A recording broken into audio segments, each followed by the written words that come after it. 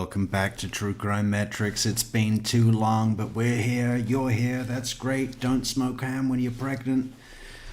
Oh, it's pretty good cross, actually. Pretty good cross. No fire and brimstone. Just smooth, slow, steady blows. But piece by piece, we get to see Markeith be forced to submit to the power of the court before him. Which is nice. He continues his great one-liners, but with a very different attitude. Before him stands is a man arguing the case to 12 of his peers, or 14, I have a feeling it might be 14, but I don't remember. That will decide whether or not he will be put to death, right? And although we're not actually at the penalty phase of the trial, everybody's aware that it is a death penalty case. Which has got to be a weird feeling, right? Jodi Arias would have experienced that feeling. We know how that went. When a prosecutor is standing up saying, I want the power of the state to get you and make you live in a box for years and years, and then I want them to walk you down to a room where they're going to inject you with chemicals until you're pronounced dead. It's got to be a weird feeling. I guess they don't get drinks after proceedings end each day. Although sometimes that does happen with prosecutors and defense attorneys, right? We heard that from Georgia Kaufman herself, who also said that she did not have such an occasion with Tara Kawas and Christopher DeCoste. And it's not hard to see why, is it? So, welcome to the chat. We need to pull up that chat, get the chat back onto the screen.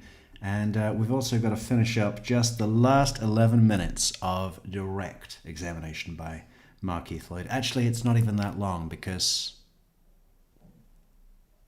it goes straight into cross and it gets cut short. Why? Because the court reporter is feeling sick. I've never seen that happen before, and I think it's funny that it's happened in the trial of Markeith.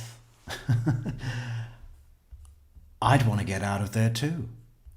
It's bad enough listening to him. Imagine having to write it all down as well. That would drive you up the fucking wall. Yeah, you fine and you cute, but what you got to offer the relationship? What your credit score is? Too much. Anyway, we'll be proceeding with proceedings as they have been shown in court. Hope you like it.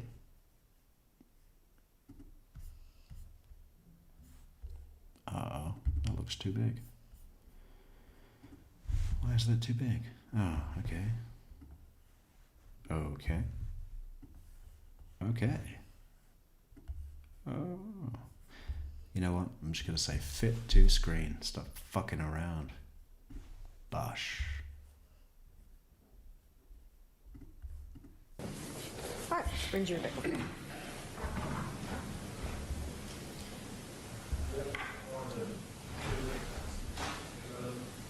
Oh, let's get Mr. Lenneman.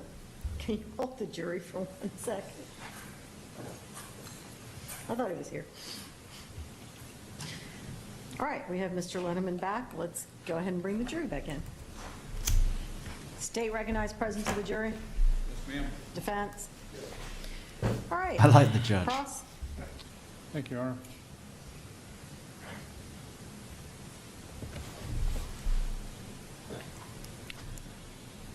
You said that the first time that you picked up Sade at her parents' home, she was wearing what you call booty shorts. Yes, sir. Very short shorts. Yes, sir.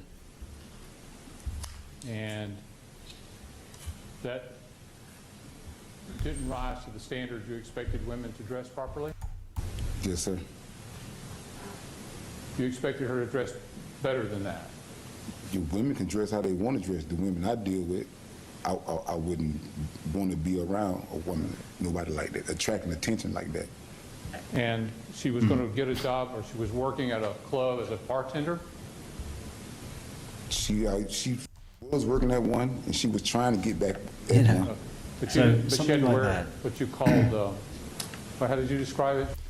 Hang on. Can we just hear that again? Let's think about the question. What is the prosecutor's question? Yes, sir. And that didn't rise So these are the booty shorts, and he's going to say, and that didn't rise to the standard that you expect women to dress by. to the standards you expected women to dress properly? Yes, sir. You expected her to dress better than that? Your women can dress how they want to dress. The women I deal with, I wouldn't want to be around a woman, nobody like that, attracting attention like that. Okay, so he's doing his very best, isn't he, to make it sound like, hey, this was not a demand, this was my opinion, which I keep within my isolated self. And she's free to do as she pleases, but, the women that I'm with, I prefer them not to dress like that. But what he's really doing is just exposing, listen, when a woman is with me, she is under my control, and I will dictate how she dresses, who she talks with, what she eats, how often she sees her friends and family, and everything else. And I also want to be in charge of the money. Her paycheck will be deposited directly into my account. Where does it end, Markeith? Well, I guess it ends. I was thinking about this. Okay? And, Markeith and people like that, I was thinking, what would satisfy their need? Say if he had a woman that was willing to do exactly as he pleased, wear what he wants, eat what he wants, and so on and so on and so on.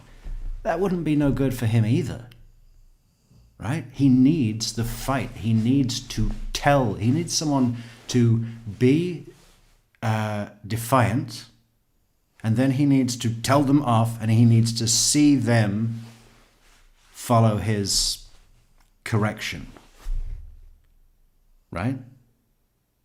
If he were gifted a woman just like that dressed what he wanted, ate what he wanted, and just said, yes, please, sir, thank you, sir, and all that wouldn't be no good for Markeith. He needs to tell them what to do because they're not in line. Right? What a fucking nightmare that'd be. And ultimately, where does it end? It only ends with shooting up her house and gunning her down. Sad story. And that detective, I forget his name, summed it up real good at the end. I think we should play that again. I'll try and cue it up and we'll throw it in a moment. But they got nothing. So he took the opportunity to put in some words, right? My favorite is when he says, and what did you do? Huh? Nothing. You crawled out like a bitch in body armor. You crawled out like on your hands and knees like a bitch in body armor. And it gets better. That's just my personal favorite. How's everybody in the chat? Let's get that chat going. Spacey Dove. Boom! Antra, 5155. Daphne, 35. And everybody else, how you doing? Good to see you. And she was going to get a job, or she was working at a club as a bartender? Up in the club. She was working at one, and she was trying to get back at one.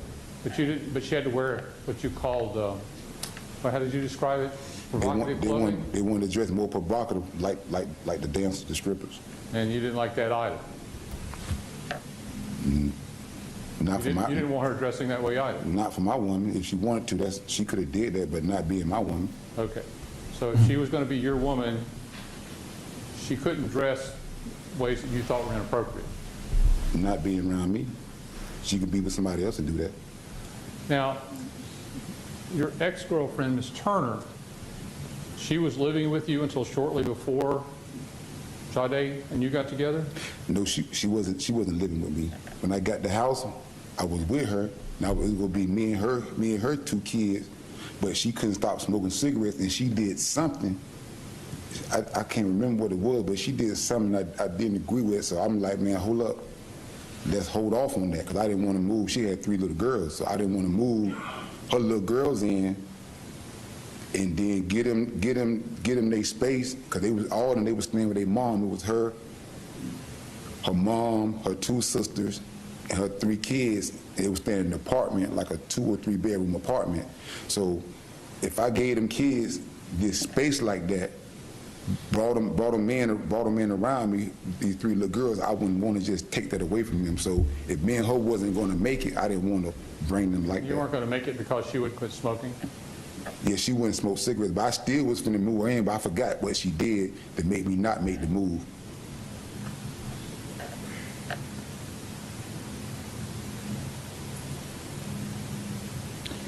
You talked a little bit about the circumstances that led to your being convicted in federal court. Yes. That was the case where it wasn't really your drugs, you were just there? Yes, I wasn't even there at the time. Okay, so it really wasn't your drugs at all? No, sir. It belonged to somebody else? It belonged to one of my best friends.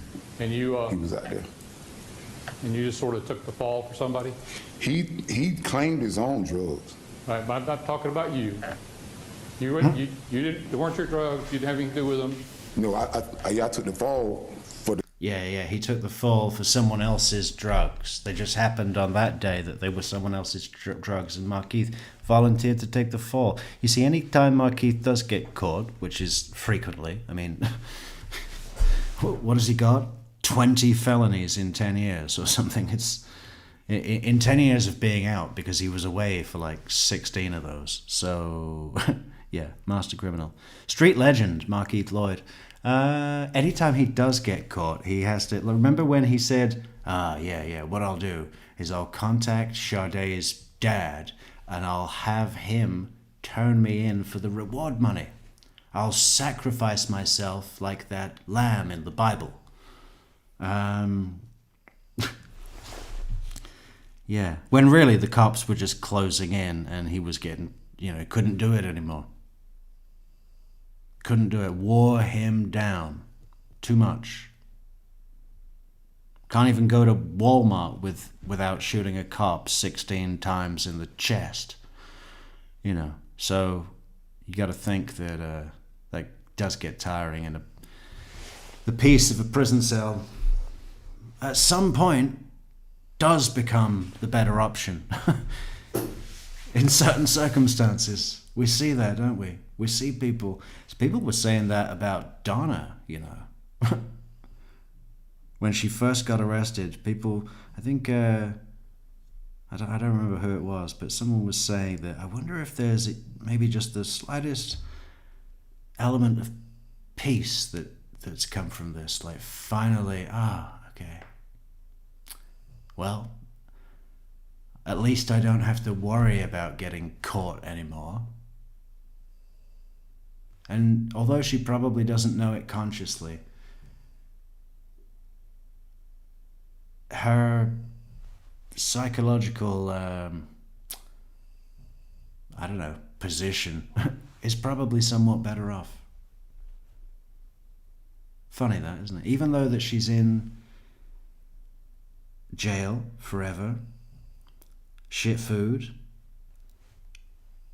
fucking everything's shit, everything's a hassle, you're stuck, you can't see your people, you can't do the things you want to do, you can't there's privacy, but all those shit things about being in prison. Still, mentally, she's probably achieved more peace than she did in the fucking 10 years out there waiting for the knock on the door.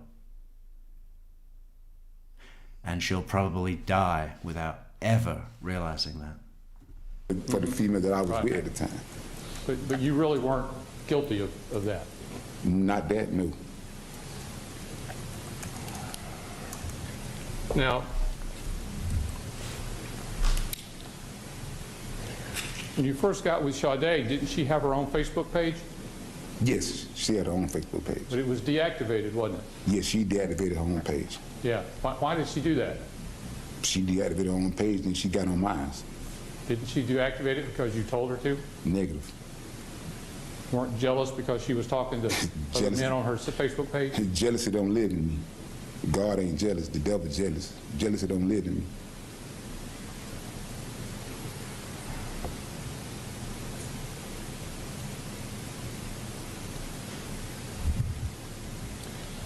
Now, the gun that Sade brought to the scene of the robbery, you say she brought, that was your gun? Yes. And the gun that was in this video that we saw, that was your gun? The gun she pulled in the video when it was in the bed with me? Yeah. Yes. That was your gun? Yes. Did you ever see her with a gun of her own? Her 9, she probably had it at her house. I knew about the 9 and the other You knew gun. about it, but you never saw it? Yes, I seen it, yes. Where did you see it? At her house. But she showed it to you at her house? Yes. Did she have it at your house? No. Did she have this AK-47 at your house? No. Did you ever see a gun like that at her house? No, she just told me. Does Markeith spare his ribs?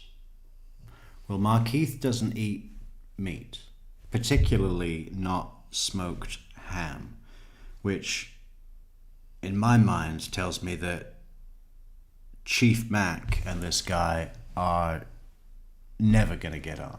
As a matter of fact, if Chief Mac even heard of this guy, he'd probably say, "What?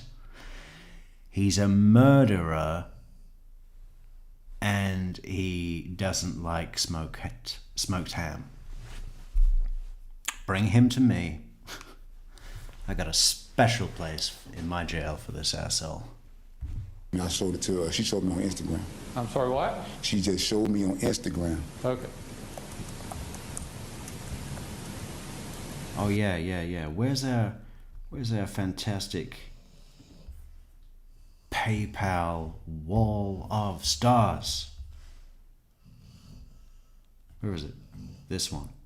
Boom, check that out. We gotta make more space. So many thank yous to Suzanne, Sally, Christina, Jalise, Suzanne, Chancy, Piebird, Neverly, and Chad. So many great people. Our top people, massive people, good people. Chad, new people. Chad, great name. The name of a country. You know, before naming a newborn baby London was cool, which it isn't. Don't do it. It's not even a nice sounding name. You can imagine the person explaining it. "Oh, I love London. You know, the buses and those phone boxes, the payphones, anything red, post boxes, the double-decker. Yeah. No, I love London." So I named my daughter after visiting there once.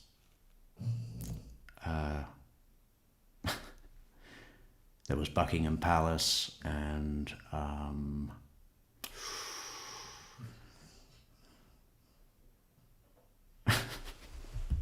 and what else? Where do people go? Leicester Square? I don't know. Don't call your daughter London. How do we press play? We've got to make more space on our board. The good news is you too can get your name on the wall of stars. Metrics PayPal stars, our stars. When I was a very young boy, my parents told me to reach for the stars.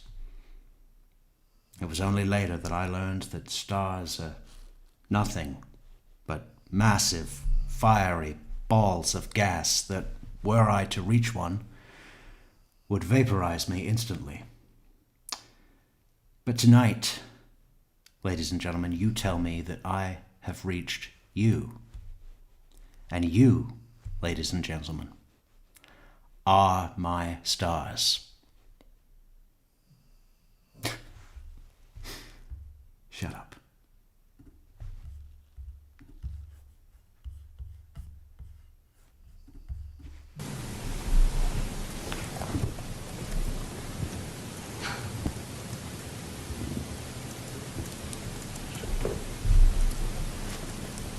Oh, by the way, we have 55% battery, and that's it.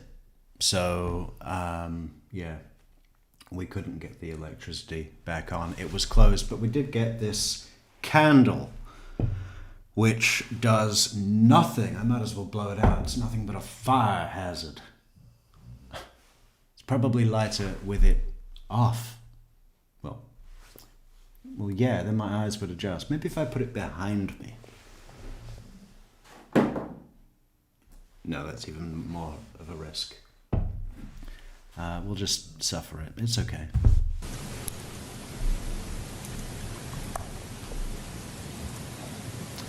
Markeith has updated his dress code for tomorrow as well. We're about to close off here, I think. So the problem that you were having with Sade, at some point you didn't want her eating meat, but she was eating meat. Yes. And you told her if she was going to do that, she could just go ahead and leave. Yeah. Wouldn't it be great if he had answered that question? So you didn't want her eating meat, and she was eating meat, correct? And he went, smoked meat. I told her if she was going to sneak and do it. Right. It's not about eating the meat. It's not about smoking the weed. It's about lying. So you didn't about care what if she you ate do. meat or smoked weed as long as she told you about it? Yeah, long as I know, long as she don't lie. It don't care about her not telling me. It's about long as you don't lie.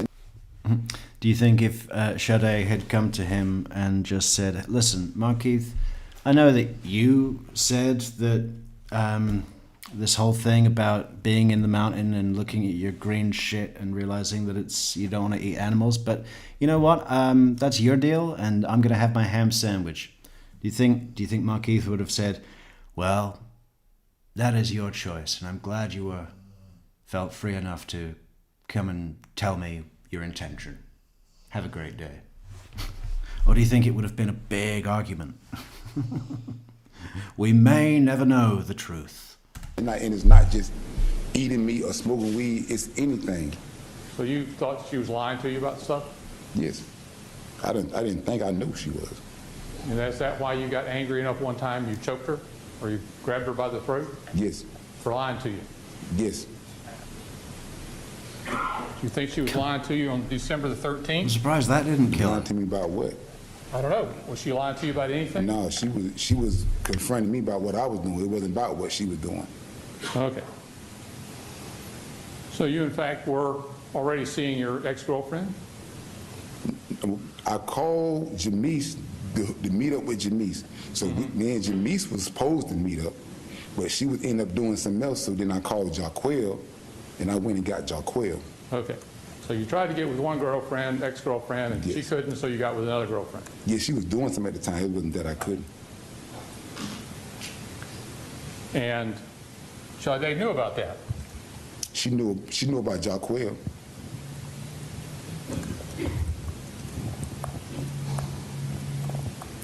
So when she accused you of being unfaithful, that was true. You talking about, no, when she found out about Jaquel, I wasn't even with her. I'm sorry, what? When she found out about Jaquel, when I had sex with Jaquel, I wasn't with Sade. Okay. I had sex with Jamise when I was with Sade. So the night that you went over there, I had sex with Jaquel that day. okay. But I wasn't with Sade, so Okay. So you and Sade broke up. yeah, I broke up with Sade, yes. Okay. You basically told her she could pack her stuff and leave. Yes, I packed her stuff and left. And so you helped her pack her stuff and move out. Yes. And as far as you were concerned at that point, it was over? If she couldn't get right, yes. But if she wanted to get back, yes. So, but at that point, it was up to her whether y'all got back together or not. Yes. The text messages that she sent you made it pretty clear she didn't want to get back together, did she? You know, the text message she sent me made it pretty clear she was in her feelings about me moving along with my life. So she was interfering with you moving on with your life? No, I said the text message she sent me made it pretty clear she was in her feelings about me moving on with my life. You want to read them again? No. Okay. So you took it that she was hurt that you were moving on. Yes, she was hurt. So what, your purpose for going over there at 9 o'clock at night was to do what? To talk to her and explain myself. Okay. And you carried your 2 guns? Yes. You always carried them. Yes. So Sade would have known that you always carried them. Probably so, probably not. I'm sorry, what? Probably so, probably not. Probably so, Probably not. probably not. I don't announce that, oh, baby, I'm going to work, I'm carrying 2 guns. Well, surely she would have seen you with the guns coming or going at some time. She probably would. So when you went over there, she probably knew you were carrying 2 guns. Probably not. She didn't know that night. Mr. Ridgway, I'm sorry to interrupt you for a second. Let me see. The jury will step into the jury room, please. Let me see the attorney at the bench. Well, just there we go.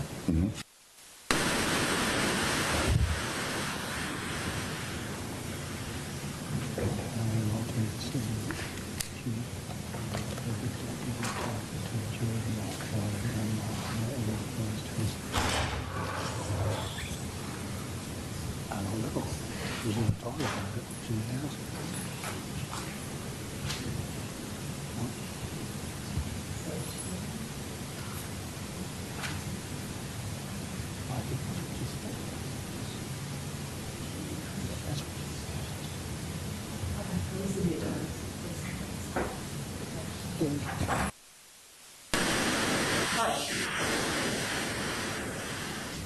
For the record, one of our jurors is not feeling well. She's become dizzy and is unable to concentrate. It came on during cross-examination. So at this time, I'm going to stop cross-examination of Mr. Loyd. We will resume that tomorrow morning at 9 o'clock. In the meantime, I have a note from a juror, so I need juror 1206 to come out. Oh, I'm sorry, Mr. Loyd, you can step down. I thought he was already on the stand. All right.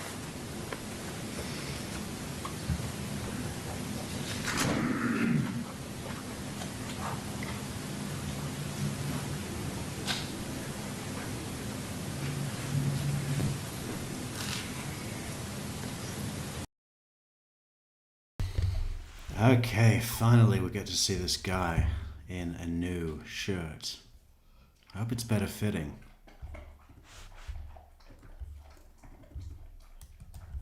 But it's a totally different vibe. Totally different vibe. Check this out.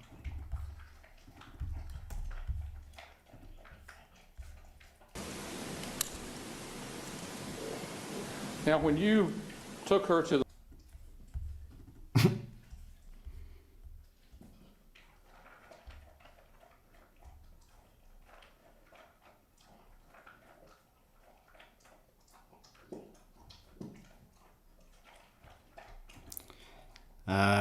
I was going to ask if anybody had seen some leftover lo mein that I left around here, but I think I just answered my own question.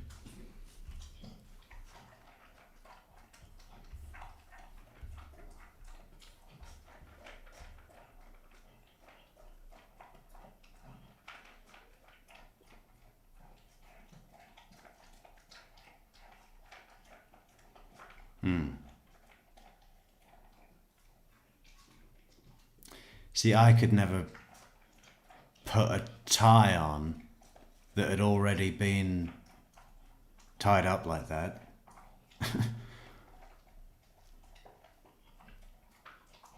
You need to measure it out. I mean, what the fuck? Why don't you just put it on before you left? Maybe it's a security thing.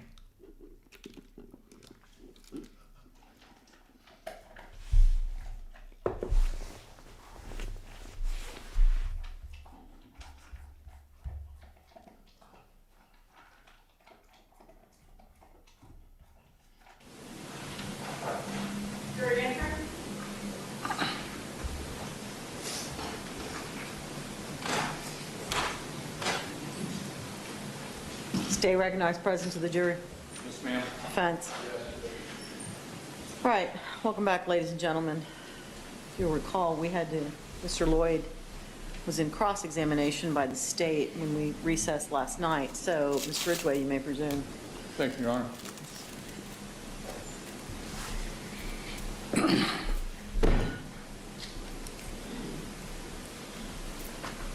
When you went over to the Daniels house that night of December 13th, your purpose of going, I think you said, was to just explain yourself to Sade? Yes, sir.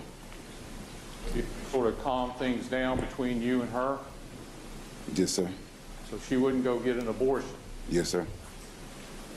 Now, you testified that her mother and grandmother wanted her to get an abortion. Did they ever tell you that? She told me. Sade told you. Yes. So that's how you knew that. Yes, she told me. So the only person who's alive that can talk about that conversation is you. No, when I told her father that she was pregnant, Yeah. and her father, when her mother came to the kitchen with me, her father he was like, Sade's pregnant. She was like, Hey, what is the father? Her father? Her father? Her father? What is that? Is that typical of somewhere? Is it like Georgia? Or what? If you had to say that that vowel sound belonged to a place, what would it be? Her father. It's a very long, open fa. Back of the throat, a. Ah. Father. Father. Where is that from? I ain't no baby. I'm sorry? She said, I ain't no baby. She already knew that Sade was pregnant because she got the thing through the mail. So she was just letting it be known I knew she didn't want to have a baby. You just knew she didn't want to raise that child. I don't know whether she wanted to raise the child or whether she wanted to have the baby, but she didn't have to worry about raising my child. I'm Okay. raising my own child. You were going to raise the child and take care of it yourself. Yes. But the whole question of the abortion that came to you from Sade. Yes. Markeith had probably volunteered to give birth to the child to prove that he's a man. And not just Sade, just like I just said, when I talked to her father, and I told him that Sade was pregnant, and he told his wife when she came in that Sade was pregnant. She was like, I ain't no baby, but she knew Sade was pregnant because she got the letter through the mail letting her know that Sade was pregnant. Ms. Dixon Daniels knew she was pregnant. Did she say, I want her to have an abortion? No, she didn't tell me that. Okay. So Sade is the only person who said abortion to you. Yeah, she don't want to say abortion.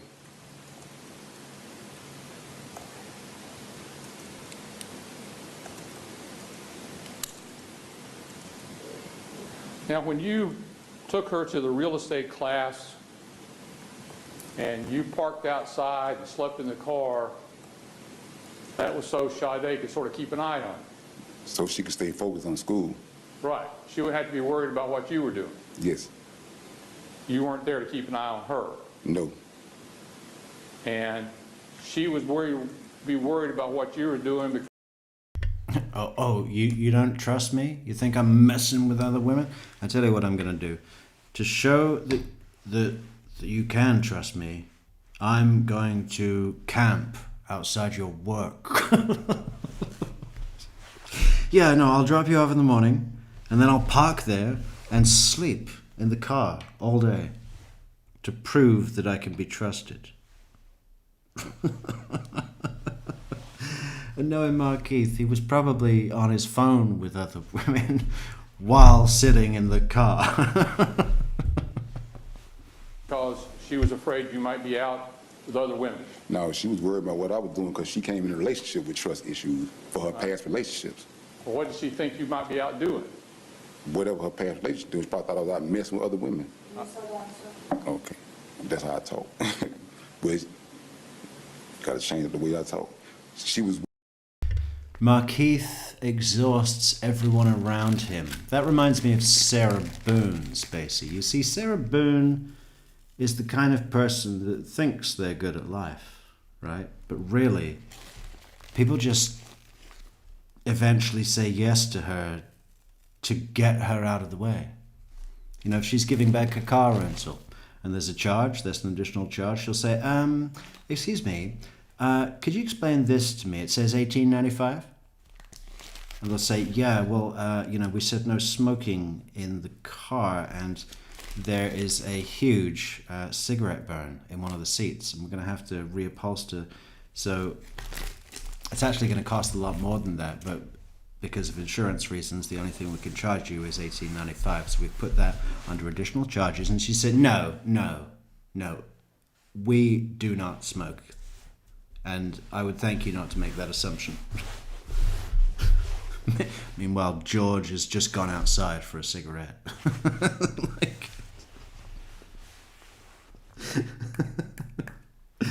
And she'll say, okay, could I speak to the manager? And they'll say, okay, we'll take it off. Just go, please. And she'll walk out of there already scripting out how she's going to boast about this to her friends at the weekly Home Depot Subway meetup. You want to get lunch? Yeah, where do you want to go? Home Depot. They've opened a Subway now inside the shop. And I also need to get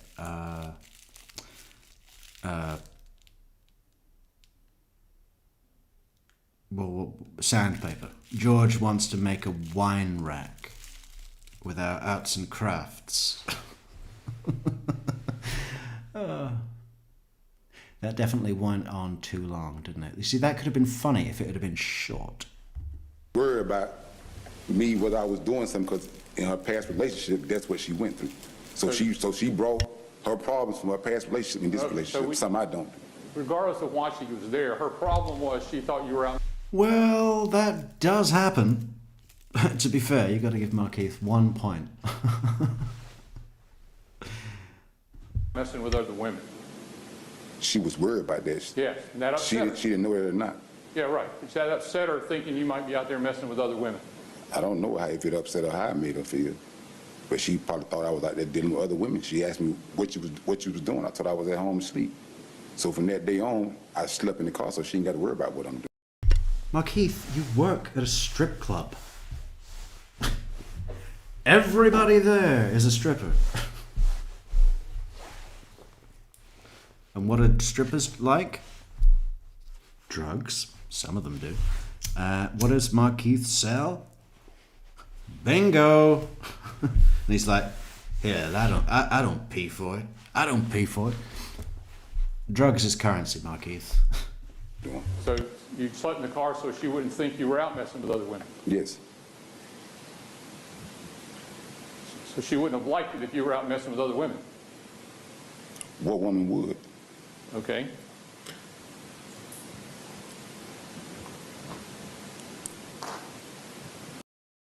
How about the woman that was, desperately seeking a way out of this relationship with you and was just praying that you'd get distracted by some other, you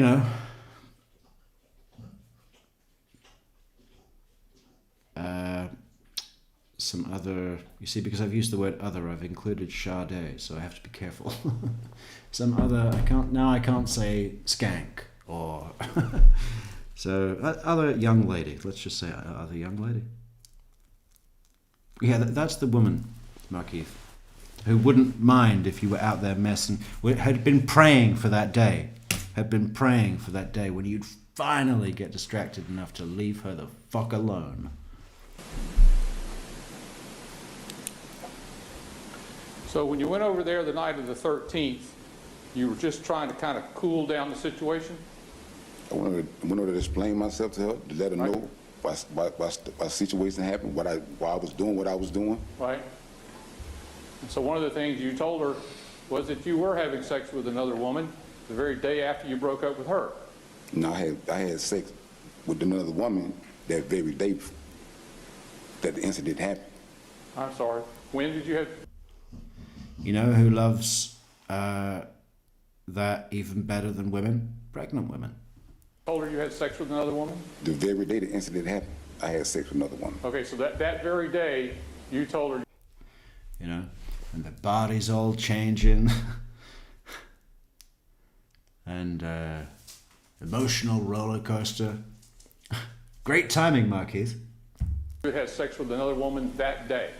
When I went over there and she asked me, Right. And you told her you had. yes, But your purpose in being there was just try to cool things down and explain yourself. yes. Yeah. Reasonable.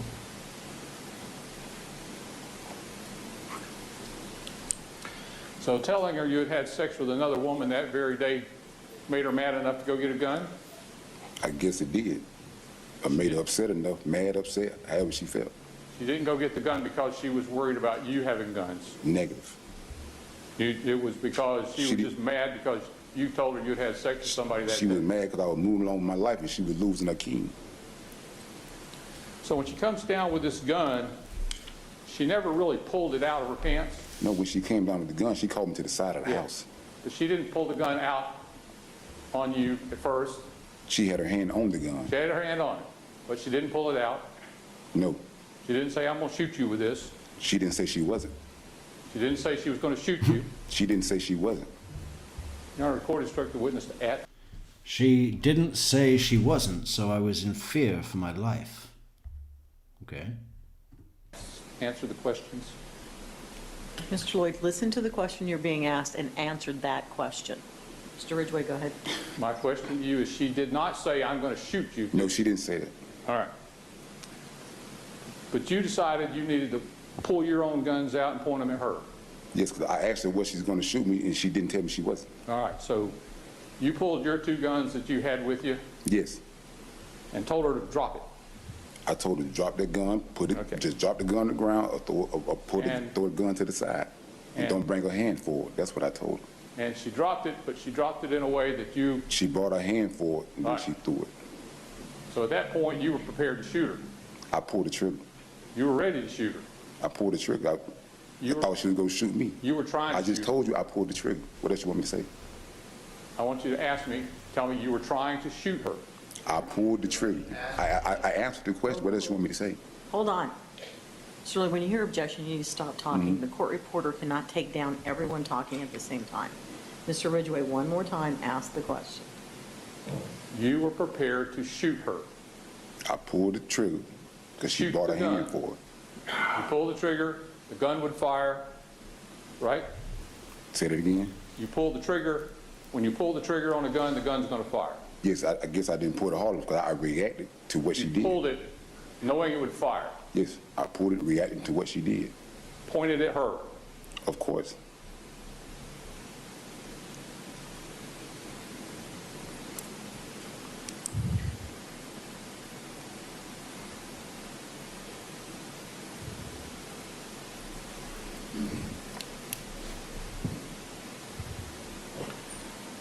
Now, when you got back around to the front of the house and Ronald Stewart came out, did you say you were worried he might be coming out with a gun? I didn't say that. Were you concerned he might have a gun when he came out? I don't know what he might be doing. I don't know what he's seen. I don't know when exactly I put everything up. So I don't know what he's seen. Was it in your mind he might have a gun when he comes out? I just told you I don't know what was in his mind. Mr. Loyd, you need to answer the question you're being asked. Go ahead, Mr. Ridgway. Objection, I need no side objection. Mr. Because I'm Lerman, answering his have a question. seat.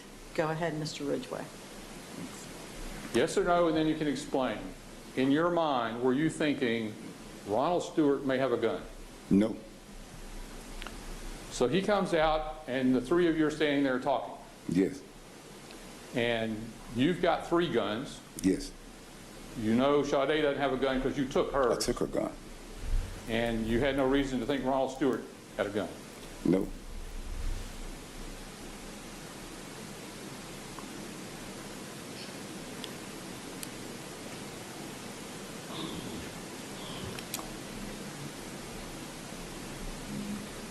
Now, did Ronald Stewart say, y'all just need to go your own ways, we need to cool this down, talk another day?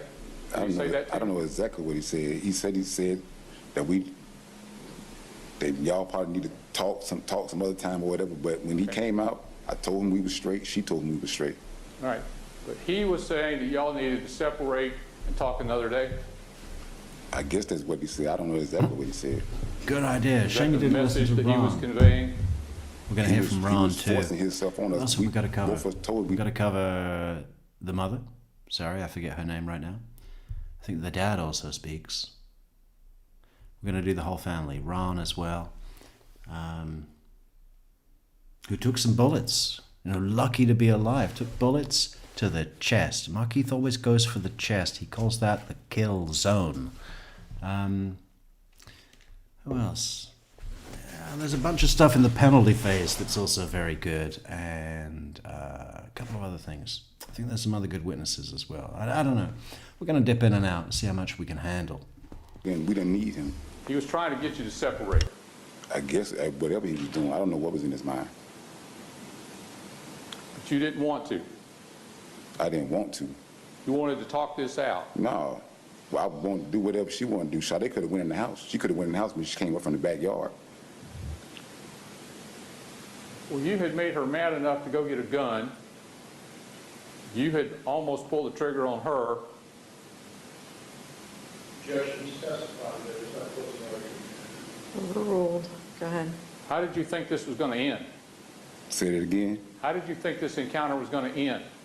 I thought he was going to come out and go back in the house. She didn't need him. I didn't need him. And then how was And it she going to told end? him that, and I told him that. But I guess he seen me some other way. And so how did you think it was going to end between you and Sade? I don't know how it was going to end. He didn't give it a chance to end. He attacked me. I'm questioning you is how did you think it was going to end? If he would have went in, Yeah. I don't know. I would go talk to her. Whatever we chose, whatever we decided, I would go give her gun back, and I was going to leave. So even though both of you were angry enough, I mad was- enough, scared enough, or whatever, that you both pulled guns, you thought you could work this out? No, I pulled a gun because she went and got a gun. I Yeah. wasn't angry. Check the text message. In spite of the fact there's guns here, you thought you could work this out? Yes. She didn't have a gun at first.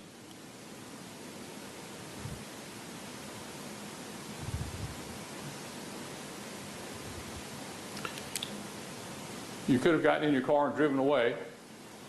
Negative. You could not have gotten in your car and driven away. Negative.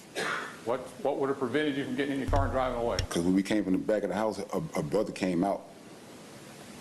When her brother came out and said, y'all just need to go, this is another time, you could have walked out and gotten in your car and driven When away. her brother came out, after what was going on, I said, we straight, we chilling, we talking. And he asked her, and she said we was straight. So we was cool. We didn't need her brother. Her brother could have went back in the house, what he should have did. What prevented you from getting in your car and driving away? She didn't ask me to leave. She didn't tell me to leave. If she would have asked me to leave, she would have told me to leave, I would have left.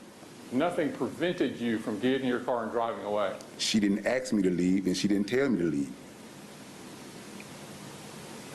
Yes or no? Nothing prevented you from getting in your car and driving away. She didn't ask me to leave. She didn't tell me to leave.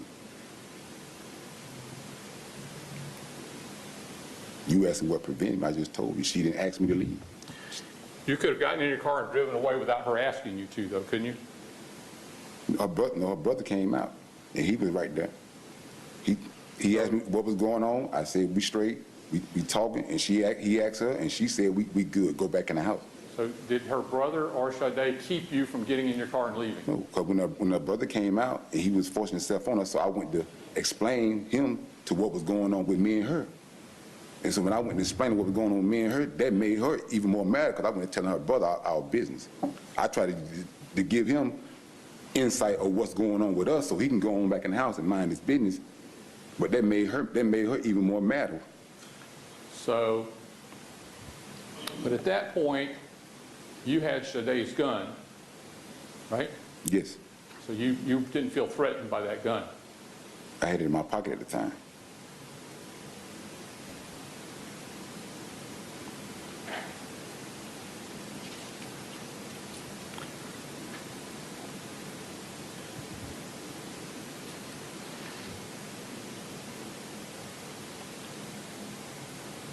Did you say to Ronald Stewart, no, she's not going anywhere, we're going to talk today? Negative. Negative. She never tried to go anywhere. So if Ronald Stewart said that you told, Finish the don't answer the question. Finish the question.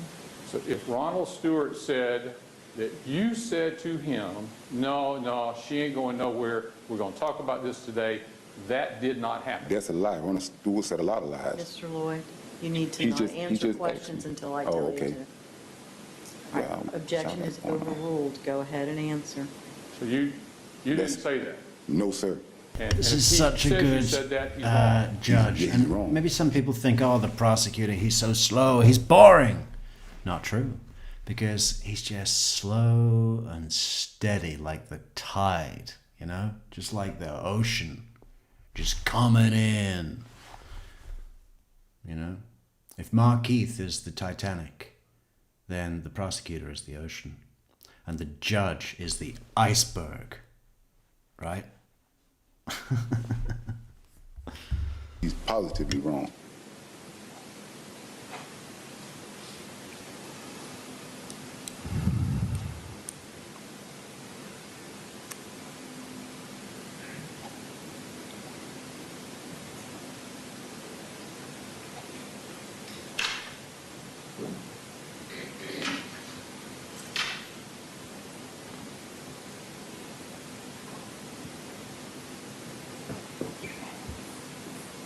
Can you see that? Yes. Yes. Wherever you can view that and are not blocking that or the witness. For the record, I'm showing you Defense Exhibit 15.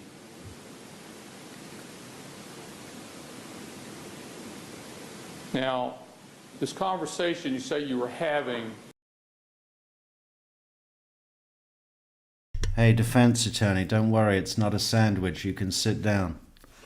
He said exhibit number 15, not menu item number 45. with Maybe it is a menu. Maybe exhibit number 15. I want to show you a menu from Texas Chicken. And the defense attorney's just like, do they deliver? How long is their lunch break? Judge, when is lunch? What time is lunch going to be? Maybe the judge wants to get in on it too. She looks like she'd be at home with a turkey wing. Ronald Stewart and Sade. Is this is the area where this is happening right Yes. here?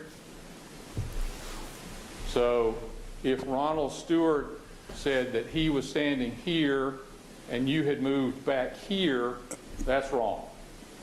Positively, what would I move there for? It's wrong. I said positively wrong. What would I Okay. move there for?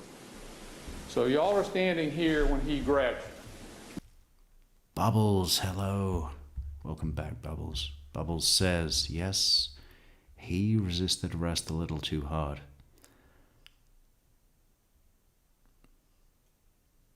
Well, yeah, I mean, a month and a half, almost, that he was just out. I mean, pretty incredible, especially for a man of his size. I guess he just got into that house in Carver Shores and stayed there, right? Carver Shores! Richmond Heights! Richmond Heights soft. Yes. And Mona Stewart also said she went from 1 to 5. If she went from 1 to 5 and I went from 2 to 4, why 5 didn't just go in the house? If she ever tried to go in the house, all that's a lie.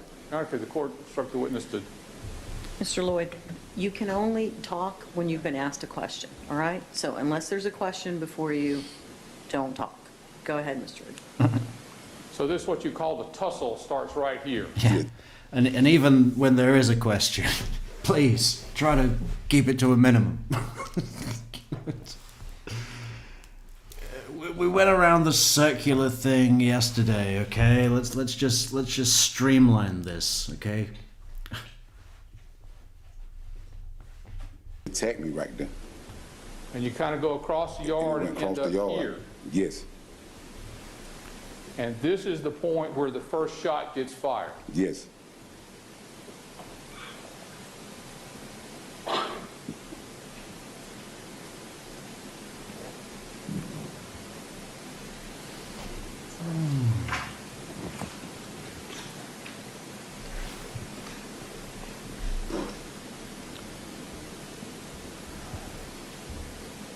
So if I think I, in some ways, I don't know.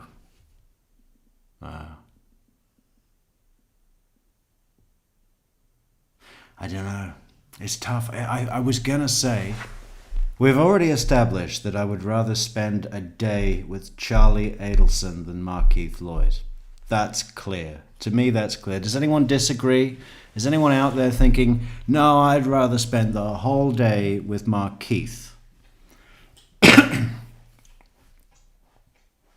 But when it comes to Darrell Brooks, I was going to say that I find Markeith more difficult to listen to than Darrell Brooks, but I don't know if that's true. I don't know which one of them is higher up, peak asshole. I don't know. We need science to do tests. Mr. Stewart said that he was standing on the porch with his arms out, and you were standing in the yard when the first shot got fired, that's wrong. Yes. He was close to it. It's a small yard. So y'all are up close in this tussle when the first shot gets fired. Did you shoot it on purpose, or was it an accident? I believe it was more of an accident. So it was an accident that you shot it. When we was touching and we broke, the gun went off. All right, so where did he get shot? What part of his body? I think it was to the left shoulder, or to the left. In his chest? By his chest, to the left side of his chest. And then he fell back onto the porch? He fell in the angle that we was in. He fell back on the porch that way, in between the pillars. So if Ronald Stewart says you walked up over him and held the gun like this and shot him as he laid on his back on the porch, that's wrong. Yes. And also, well, go ahead. No, she told me I often explain something else, what his write-up they got, because Ronald Stewart said I walked this way after I shot him, and I guess they was just still standing at the door, just waiting there, wait for me to shoot her. Go ahead. So did you, all the shots that you fired, you stayed pretty close right where you were? Yes. Where the first shot was fired, that's about where they were all fired from? From what I remember, yes.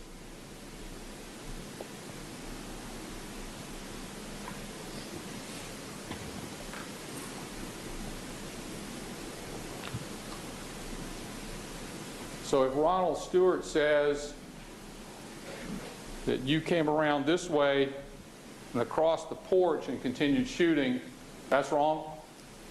If I came across the porch, what was Sade still standing at the door? Ronald Stewart said people was knocking on the door. Wasn't nobody knocking on the door. If Ronald Stewart said that you came this way, around the pillar, onto the porch as you were Yes, shooting, that's wrong. that's wrong. Yes, that's wrong.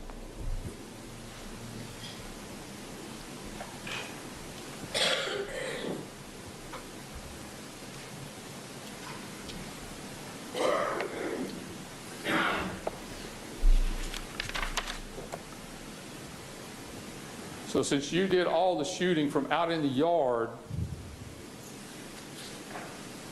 if there was a bullet fragment in the porch where Ronald Stewart says he was lying when you shot him, that couldn't have come from your gun.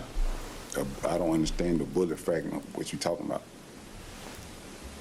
Part of a bullet. Because I was the only one shooting, so even the fragment, all the bullet, I guess, came from my gun. So Can you explain how it hit the concrete hard enough to break out some of the concrete and leave a hole in the concrete? no.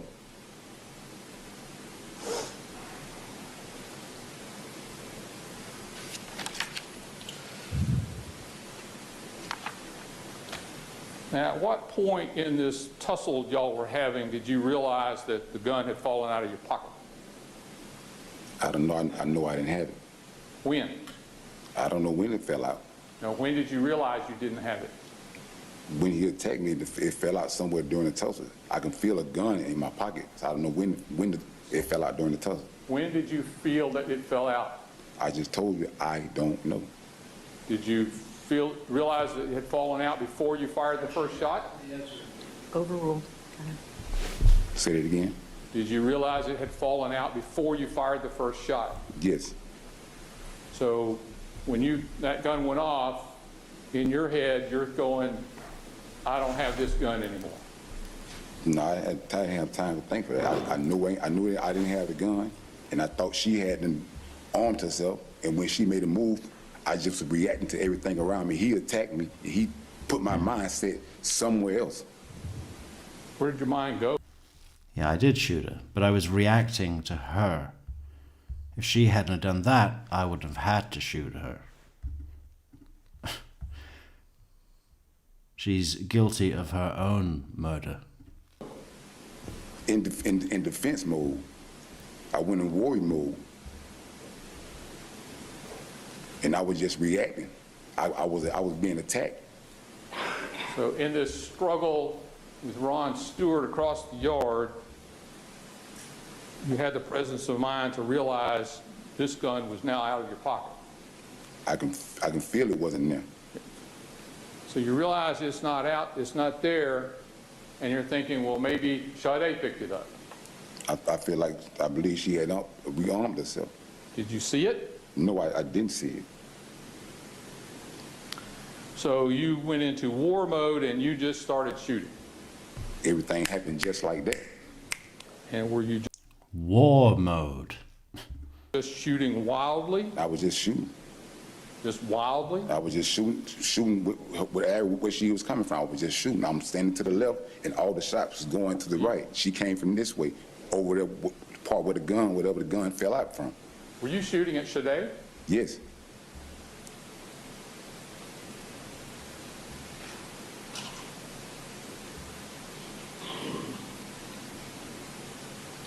So if Ronald Stewart says that you shot Sade after you had shot him and after you came up onto the porch, that's wrong. I don't remember that, no. Is it wrong, or you might be right, you just don't remember? I don't remember that. I don't remember doing any of that. It just like I told my lawyer, I don't remember shooting Ron one time.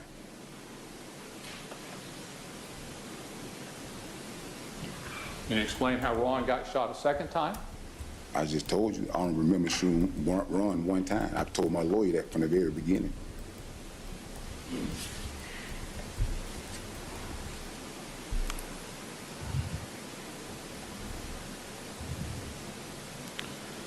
Now, you said that you thought the Daniels house was a gun house.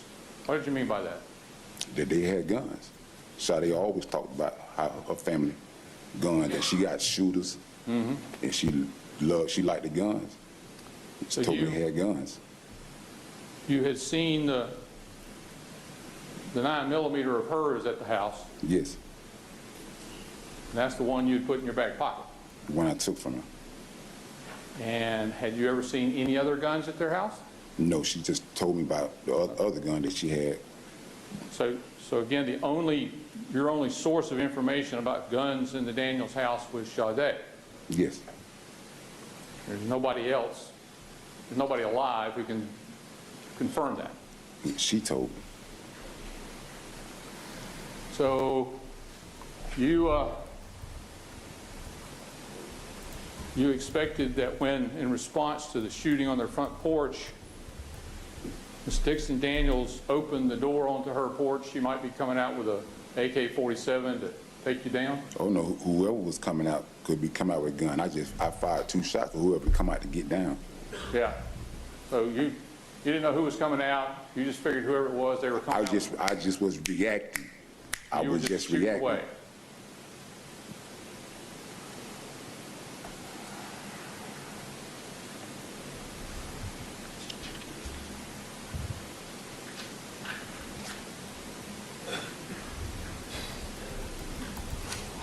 But the only shots that were fired at the Daniels house that morning were fired by you. Yes, And of the 3 people in the front yard, when this started, you're the only one that didn't get shot. yes.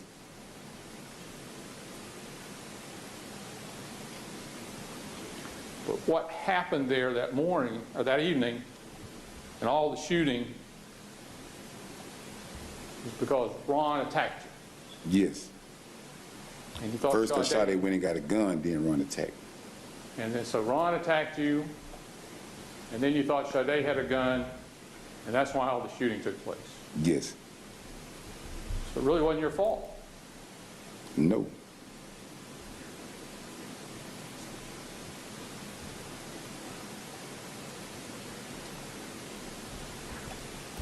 And as you said yesterday, when you went to federal prison for drugs that weren't yours, that wasn't your fault either. No. The drugs wasn't mine. And when the text message that you sent to Sade's phone after she was dead came up as, hope you don't make it, you didn't, that's not what you were meaning. You were meaning, hope you do make it. Yes. And so the fact that it says dont's just a typo. Yes. And you got to read the whole text. Not really what you meant to say. No. I have plenty of typos in our texts.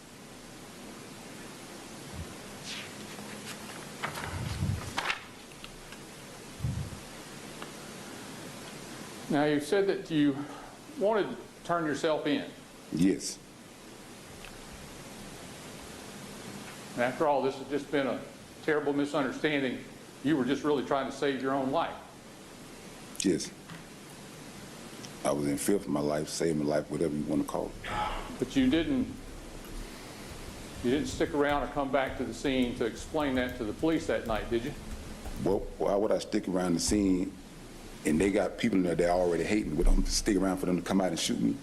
You didn't come back, you didn't come back to the scene when the police were there, did you? No. You ran away. Yeah, I don't trust the police, and I felt like the police was gonna kill me. I felt like my life was over with after that situation happened. After the shooting was over, you didn't go to the Orange County Sheriff's Office and turn yourself in, did you? No.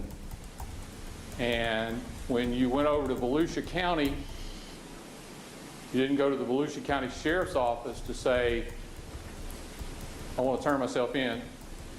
No.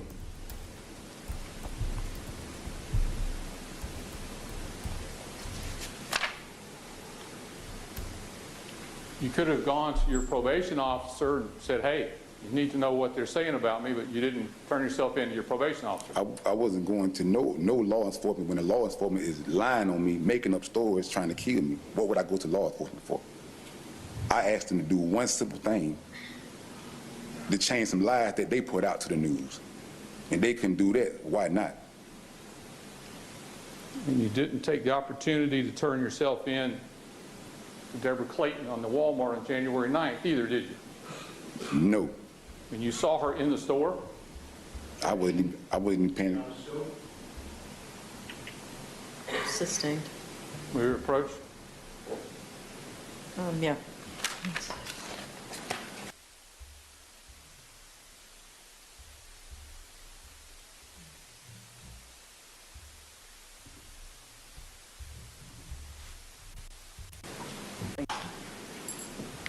You saw Sergeant Clayton inside the Walmart on January 9th. Not Yes. wearing a police uniform. Yes. Obviously, she's a police officer. Yes. Not try to turn yourself in for her, did you? No. This was inside a department store. Yes. People coming and going. Yes. Lots of witnesses. Yes.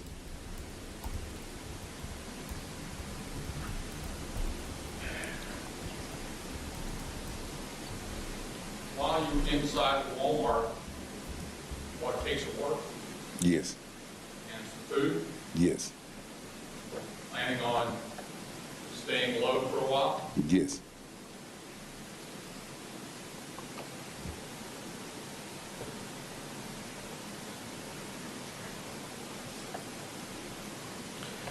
Now, during all this time, you were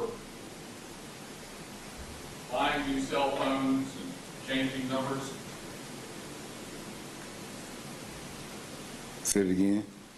During this time between the shooting of Sade Dixon and the time you were ultimately arrested, you changed your phone number time to ticket. Oh, yes. You were staying in an abandoned house. Yes. Anywhere, everywhere. You're trying to avoid being arrested. I was trying to avoid being killed. You came to the point where you decided you would turn yourself in and risk going to prison so that Sade Dixon's children could have the reward money. Yes, but that wasn't my main reason. My main reason was to turn myself in because they was framing one of my exes. They had a mental illness. Part of the reason you were willing to turn yourself in, risk going to prison, so that Sade Dixon's children could have the reward money. That was part of the reason. I said the main reason was because they was framing my ex. Now, just as in the drug case, you had pled guilty and risk going to prison to protect somebody else's house. Yes.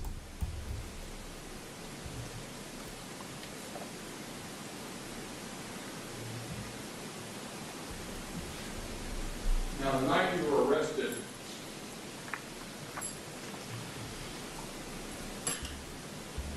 you hear that the police are out front, trying to go out the back door. No, I didn't even have any clothes on. I heard noises, and I went out the back door, and the police flashed the light on me, and then I went back in. So you went out the back door, and there were the police behind the house. I didn't go out the back door. I looked out the back window, the back sliding door. I didn't go out the door. I didn't even have any clothes on. You were looking out the back of the house, and there were police out there. Someone flashed the light, You opened the carport door. and I went to the side door to look out that door. Okay, so there's police out there. Yes, And now you're surrounded by the police. yes.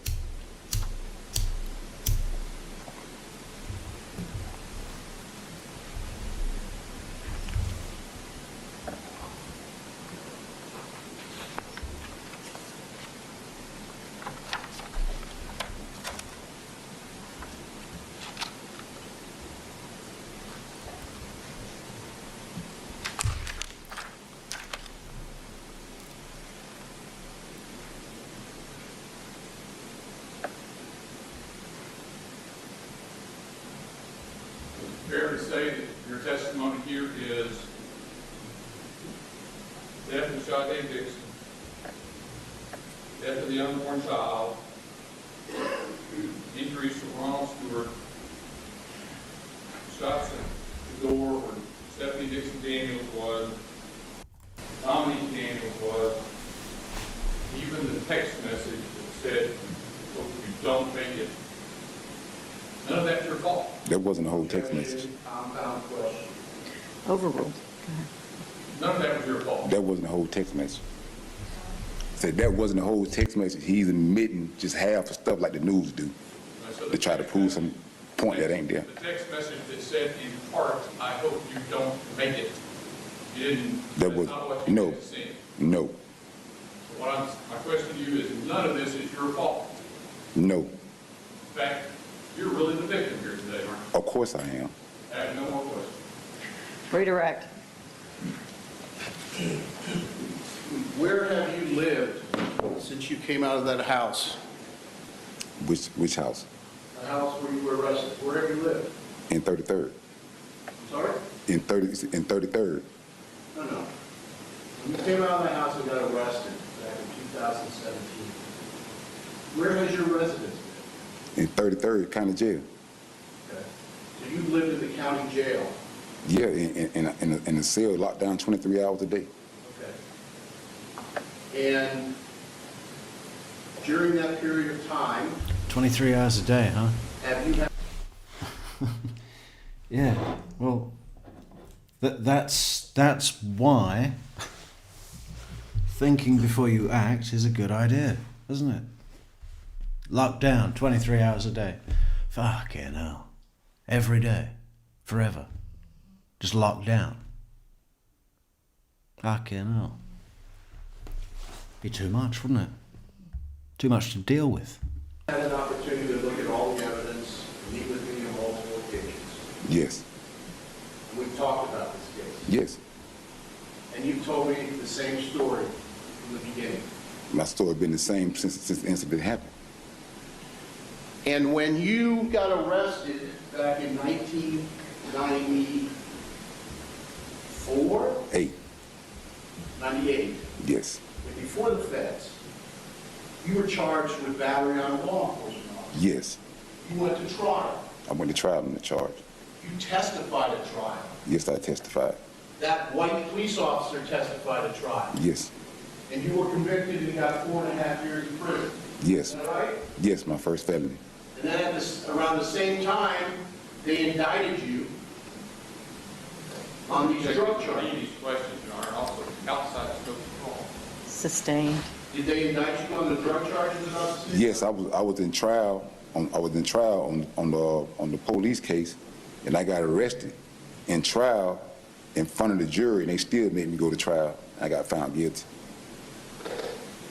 That was on the battery on the Leo. While in the battle of Leo, they arrested me. The MBI with the feds and all them came in while I was in trial, arrested me in front of the jury, and still made me go to trial, and I got found guilty. And so you got sentenced to 4.5 years. I got sentenced to 4.5 years for my first felony. And when you took the plea to the federal charge, what was the sentence? I got 12 years, 7 months. Now, at some point, you were indicted on that charge and they alleged crack cocaine. Remember that? Yes. Did at some point you get a reduction in sentence because of that charge of crack cocaine? Hold on. Subject to the leading and the relevance. Sustained on both counts. Did you get a reduction in sentence? I just sustained an objection, Mr. Lenneman. Move on. And would it be fair to say that you testified that you were not guilty of that charge? Yes. In the 90s, did you sell drugs? Yes. And there were times when you were doing things that were against the law? Yes. But You didn't get caught. no. But in this particular case, they accused you of something that you didn't do. No, those drugs wasn't mine. It was my best friend. And he claimed it. He's out there in the audience right now. Though it was his drugs, but he claimed the drugs, but they wanted me. But they wanted me too. So they told me if I don't claim it too, they're gonna charge my girl because they got the drugs out of her house. They was gonna charge her and give her the time. So I laid down so she wouldn't go.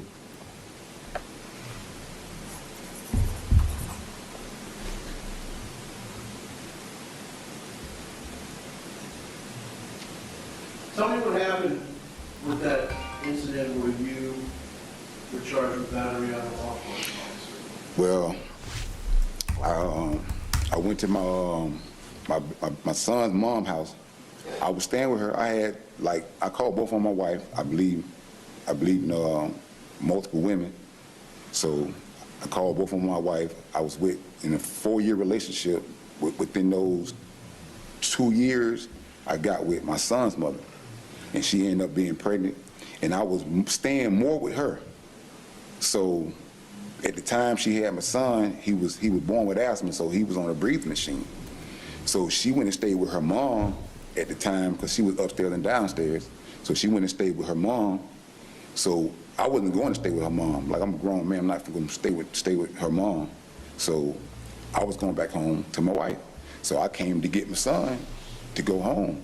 So when I come to get my son, come to the house, she was like, what's up? Or where you going? Or where you taking him? I put my son in the car, strapped him up. I said, I'm finna go home. So when I said I'm finna go home, I guess that struck a chord in her because home was to her was me and her place because I was with her more than I was with my first wife. So she was like, oh, you're not finna take my baby. I'm going to object to the narrative and non-responsive answer. Sustained. So let's get to the point of what you had contact with this police officer. What happened? But I got cut. My baby mother cut me that day. She went and got a knife. I didn't know she was going to get a knife. She came back and cut me. I had to block the knife. So she cut both my tendons in my finger. So had to have surgery. They hooked it. Well, it's too bad she didn't just plunge that knife into your chest. That would have saved a lot of problems, and, Sade wouldn't have died. And there wouldn't have even been a baby if it was yours. Yeah. I bet that woman's kicking herself. Should have aimed for the throat. this tendon back up to this finger, but this tendon wasn't hooked back up. It shot back up my arm.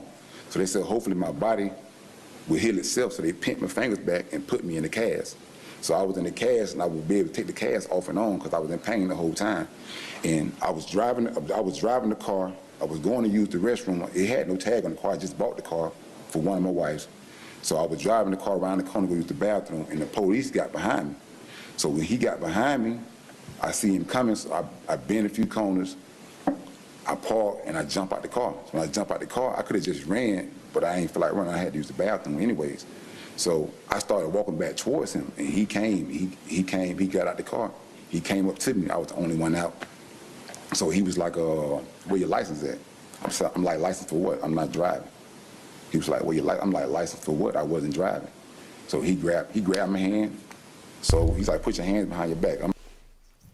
Does anyone think he might have been driving?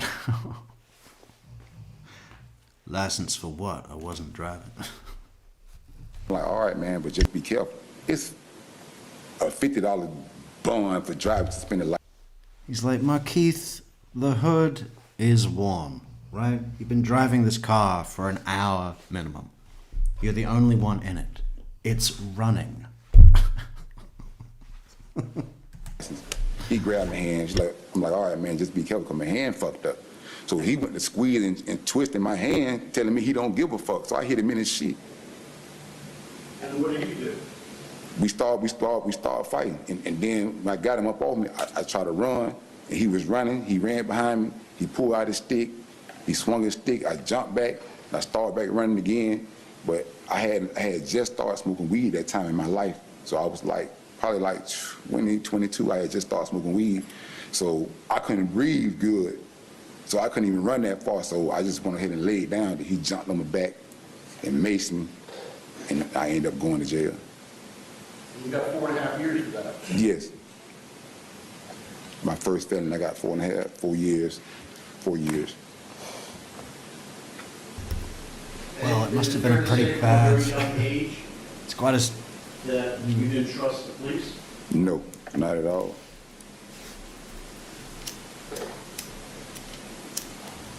It was quite a while. I mean, people do armed robbery and shoot somebody and get out in 5 years.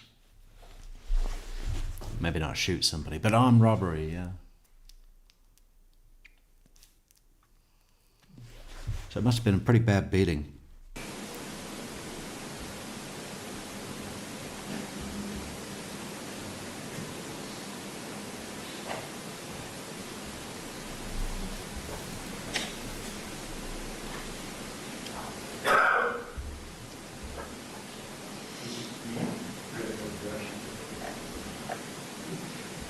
Moving the into evidence, Judge? Any objection? No, ma'am.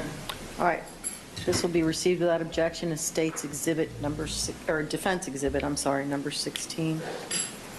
I have no further questions. Thank you, Judge. No further questions. Mr. Ridgway, you may recross on the new areas only. Yes, ma'am. On this battery on a Leo, Leo stands for the law enforcement officer, Yes. you went to trial, Yes, I went to trial. jury heard the officer's side, Yes. jury heard your side, Yes, and the jury seen me get arrested in court too. A whole bunch of you got found guilty, SWAT team came in and got found guilty. yes. But out there on the side of the road, it was the police officer who started this and put you in pain and really kind of caused the whole problem. Yes, he grabbed my hand, and he went to squeeze and twist my hand, telling me he don't give a fuck. Once again, you were the real victim there. Of course I was. Thank you. Pretty direct? All right. Thank you, Mr. Loyd. You may step down. Let's go ahead. That's it from the testimony? All right. How do you think that went, Clarence, Markeith? you may call your next witness. Defense rest, Judge? All right, ladies and gentlemen, I need to send you to the Yeah, jury yeah. room for a We moment. don't I need to have speak anyone to the else. attorneys. We'll be right back with you as soon as we can.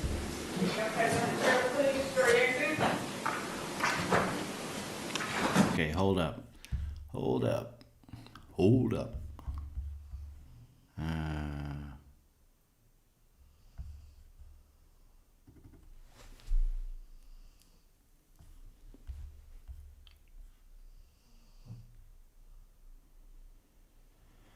Kiana Loyd, that's the penalty phase.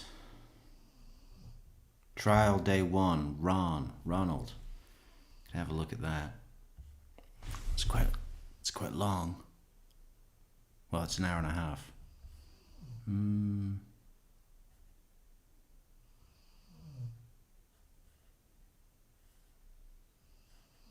His mother, Sade's mother, who's great. Oh, that's only an hour.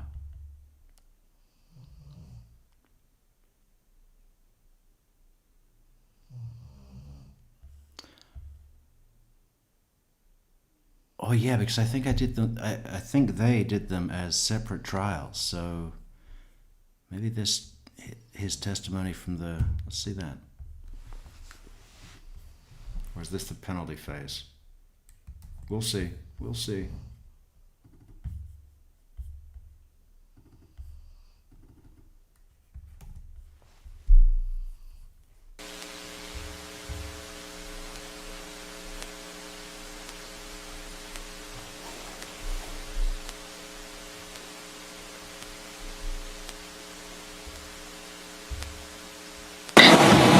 Thank you. All right, let's bring the jury back in. We're back on the record on State versus Lloyd. He's on the stand. His lawyers are present. State's present.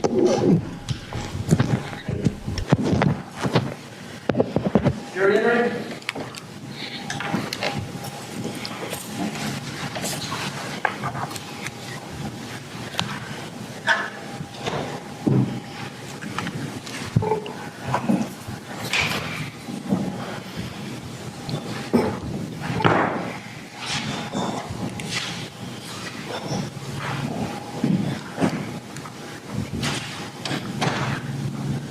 State recognized presence of the jury. We do, Your Honor. Defense. Yes. All right, ladies and gentlemen, I know that I told you that we were only going to work until 1 o'clock today. I need to keep this trial on track. We have another witness that we need to get through today. Otherwise, we will not keep this trial on track. So we're going to work past 1 o'clock today. I'm hoping not too late, and I apologize, but otherwise it's going to delay the trial, and I don't want to do that. All right, thank you. And we will be breaking as soon as your lunch arrives. Thanks. Mr. Lenneman, you may proceed. Yes. So when you came back from Volusia, you had decided you were going to turn yourself in. Yes. Okay. And so you were at that Lescott Lane house where you're staying, and you were arrested. Yes. And there came a time when you found out the police were nearby. The phone calls. No, when the police were coming to arrest you, at some point you realized the police were coming to arrest Yes. you. Oh, correct? Yes. Okay. And so you end up turning yourself in. Yes. Okay. Describe what you do to turn yourself in. I made a call to my brother, and I was letting him know that We're not the call. it's a tap phone call. No, I understand, but there's been a ruling on that. So tell us what you do while you're in the house when you realize that the police are there. So when I went to the house, I came back, the safe. Sustained. Mr. Lloyd, the question is, when the police arrived and you knew they were outside, what did you do? So I told God when I came to this house, because I came back for a reason, but I still got these thoughts. Hang on, is he referring to the prison as God's house? Is he there to do holy work? What is going on here?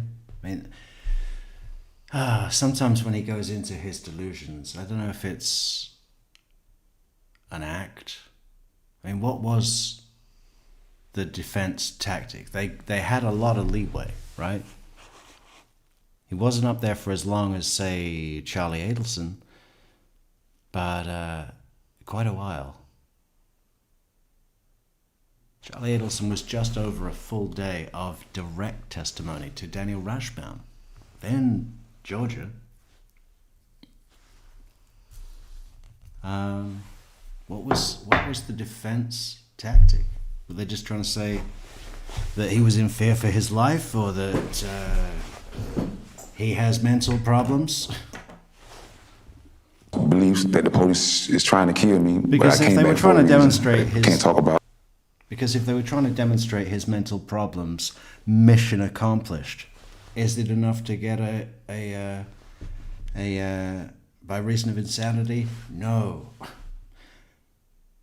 But hopefully he will be in confinement. I mean, just keep him, He's going to be trouble. He's going to be too much to handle and a little bit extra wherever he is.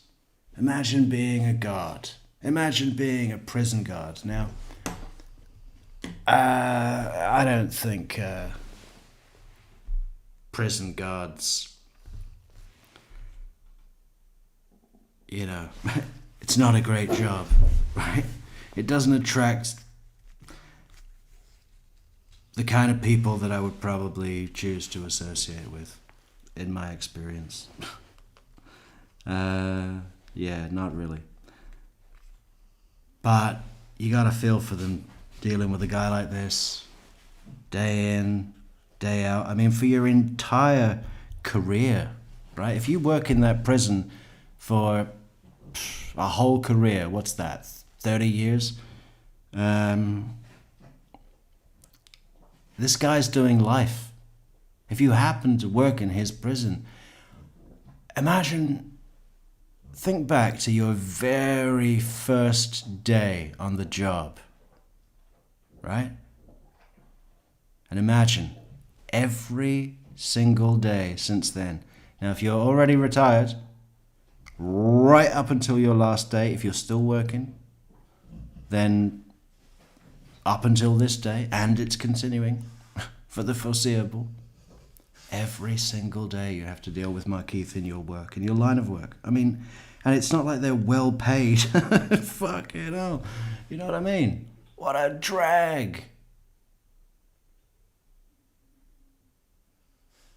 What a horrible job.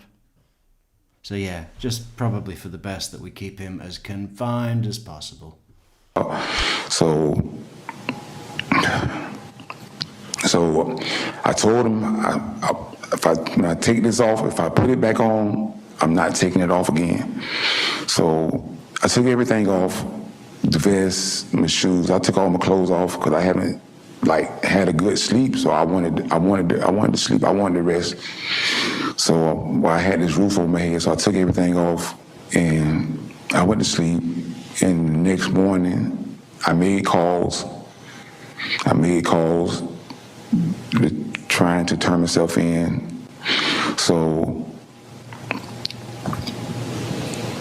I guess the phone was tapped. So Objection, non-response. When does Sustained. when The does jury the- will disregard that last statement. when do Asking- you realize the police are actually at the... So now, all right, now the police, I see a light or something.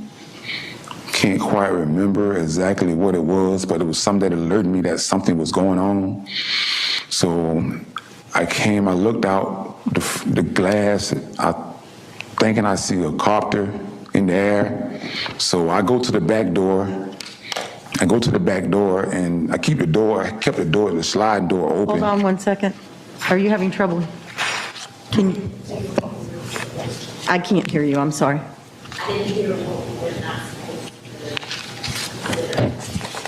You're to disregard the statement that was made. Yeah, thanks. Then it's going to be easy for you to disregard it. If I tell you, then, yeah. You're good because you didn't hear it, so there you go. Go ahead, Mr. Lenham. So you find the police are there. So when I went to the back, You see what I mean? The judge has got a good rapport. She can crack a joke, she can crack a smile. She can smoke a turkey leg, she can smoke a turkey wing. And I wonder what her favorite dish is. when I went to the back, I moved the curtain, I stuck my head out, and the police, they light me up. So when they light me up, I go in, I'm like, damn, that's the police. So then I come to the front and I go to the side door. When I go to the side door, I look out the side door, I'm like, all right, there's the police out there. So now the voices is telling me, do not let them come in this house. If you let them come in this house, they're going to kill you. So now I go back into the room. I put the clothes on. I put the vest back on. Weren't they saying come out with your hands up? I mean, they don't want to come in the house. They're coming in the house because you won't leave. And man, I bet there was some. I bet some of those cops were. I mean, to be honest, I think he's lucky to have made it out alive. Don't you? People get killed for a lot less nowadays, especially in Minnesota. Yeah, but it's pretty amazing, huh? There must have been some cops there that wanted to put him down more than anything.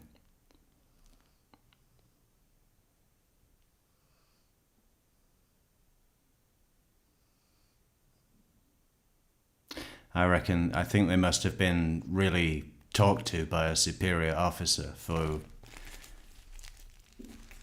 you know, these things,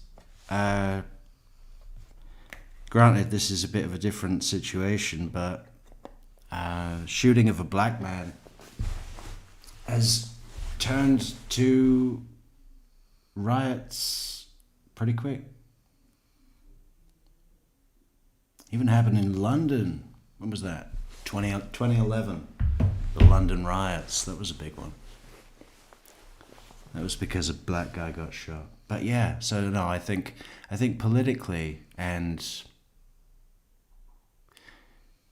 you remember when the Michael Dunn case was going on and people were saying that the prosecutors went extra hard for Dunn because it was a shooting of an innocent black kid, right? And the people with that opinion had that opinion because not long before then, what was his name? I always forget his name, and Christina always reminds us.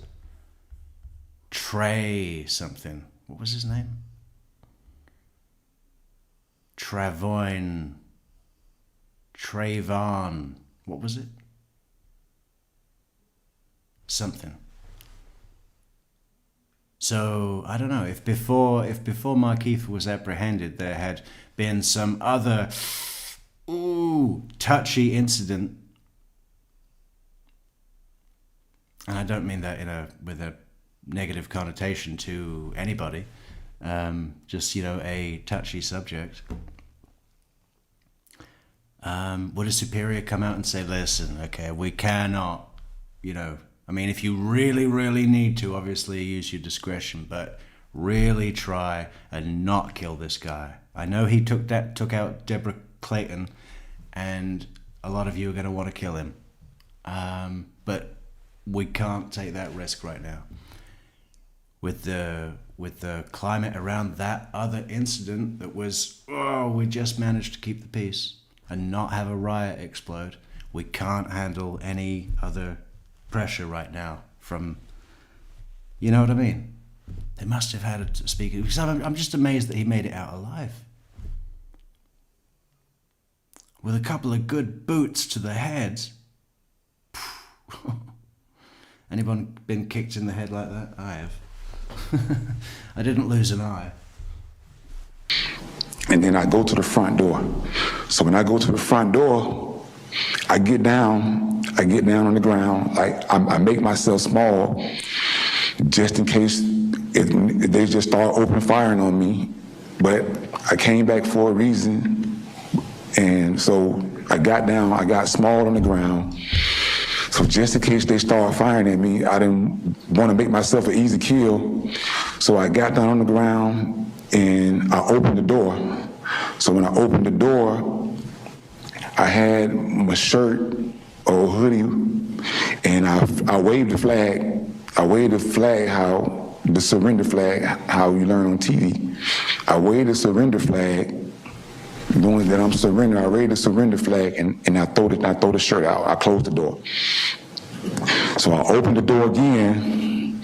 I show the first gun, and then I throw that out. Then I close the door.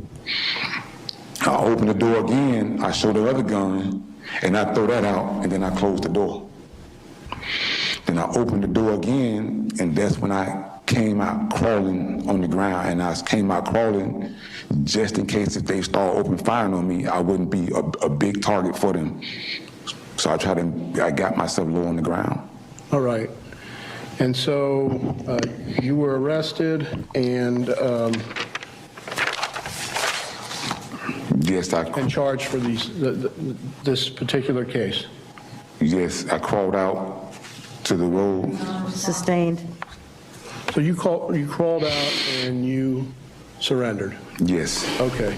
So we're going to go back to your Facebook pages, okay? yes. I'm going to show you a few of them. First, I'm going to ask to introduce exhibit number T for identification. All right, this exhibit will be admitted over the objections of the state as composite exhibit number 17 for defense, consisting of, I didn't count the pages, consisting of 8 pages.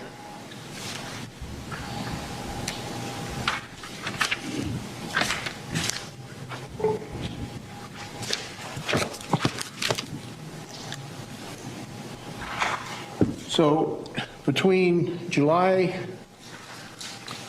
of 2014 and December of 2016, we're talking probably 900 days. Did you post Facebook posts Yes, I posted a lot.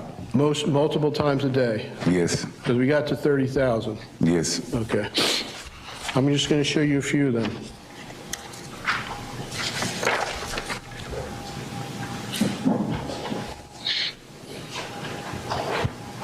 This is dated 1/18/2016. Can you read it? Yes. You want me to read it? Yeah, read it. My words hold me, my actions show me. Nothing like actions.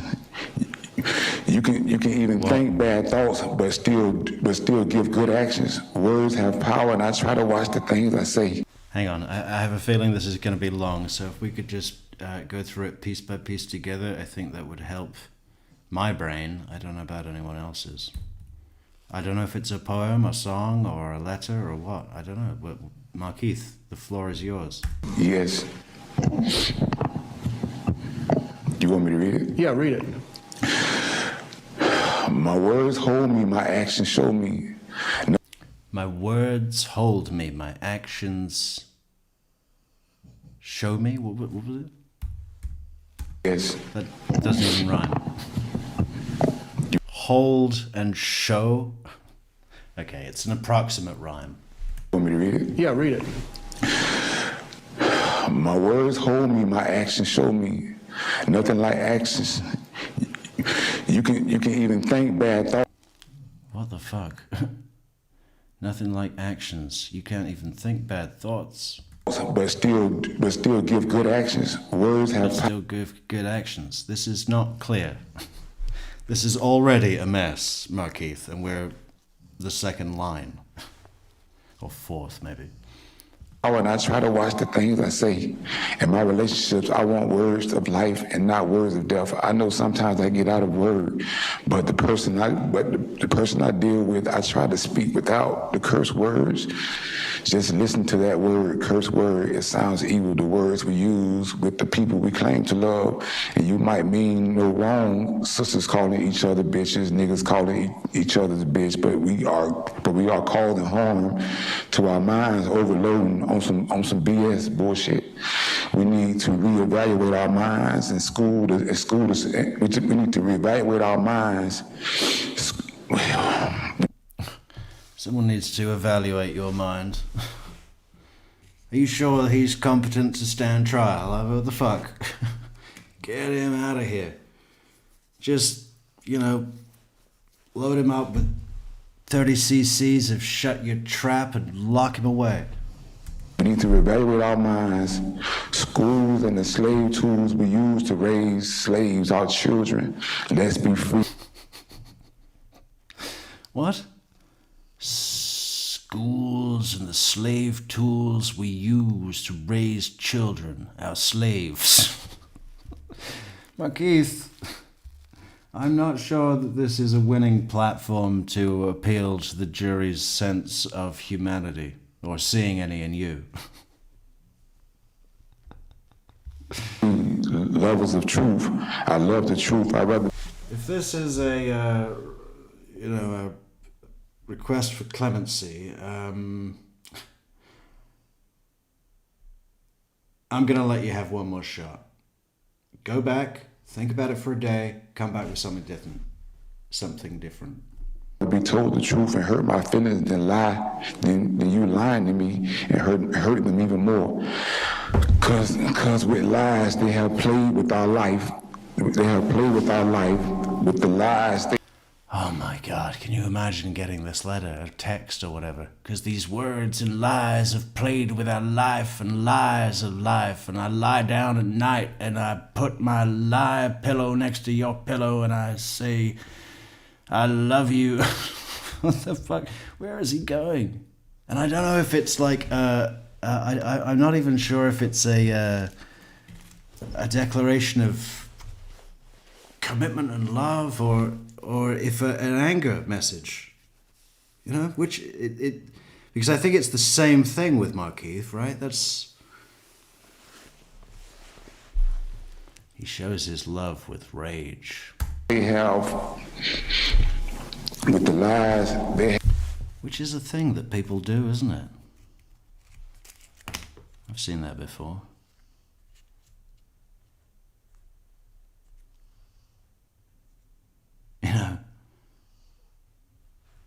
And what do you do about those guys, huh? Or anybody, any people? People that show their love with rage. What is that? They have our brothers killing brothers. They have our brothers and sisters and daughters. Our brothers, sisters, and daughters, sons and mothers and fathers acting like they drinking blood and eating a body. The excuse for that is some BS. It's some BS because God has nothing to do with something that evil. Because in order. Markeith, when was the last time you went to chapel or something, huh? When would you have last been seen at midnight mass? I suppose that's a busy time for his chicken deliveries. God's work, feeding the 5,000 with wings. Instead of bread and wine, it's wings and meth. Oh. He delivered to 5,000 tweakers in a day by the power of the Lord. 6 wings and a 1/4 ounce of crystal meth. Oh. Crazy. The second coming. And it's Easter, right? It's Easter. Happy Easter. Who wants to send us an Easter egg? Because you can do that on PayPal. PayPal.me/True Crime Easter Metrics. Resurrection. Out of the ashes. Yeah. Renewal. Ascension. What else? What else is it about? Fertility. I haven't got time for that.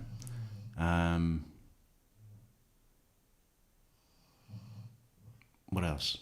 chocolate, eggs, bunnies, chickens, blatant pagan robbery. Again, you crazy Christians.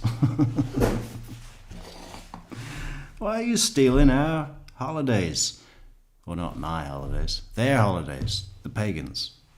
I do not identify as a pagan of any description, for the record. But I will say that, what is it called? Ostara. They even stole the name to make Easter. Ostara. Some of this is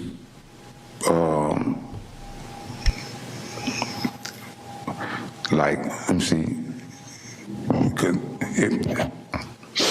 in order, it's supposed to be, in order of, put before, but it's, everything is not spelled right over in order. So, because in order of the blood, something had to die. When you have, And you know, Markeith is the kind of inmate that, everything can be going fine, Everything can be going fine, but for some reason, at some point, Markeith walks into the cell and just has this sudden urge to prove that he's,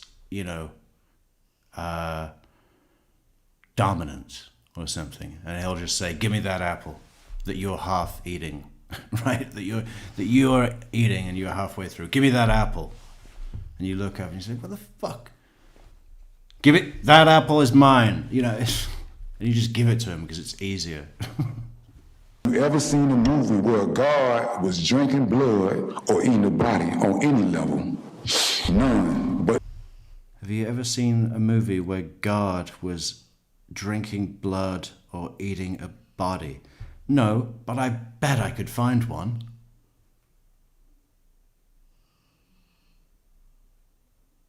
Easy. But the evil was the beginning of time. I tell you, the beginning of time. I tell you about that. I tell you about Genesis for real, which isn't the beginning of time as they want you to believe. But Genesis is the beginning of the beginning. Genesis is the beginning of them, the white man, when they took over and bringing death to the land and the people. The serpent brought forth his seed through Eve. That's why Cain came out killing. He was evil, and that's how God, the bad God, flooded the land and wreaked death on any that oppose is true, that oppose if go up.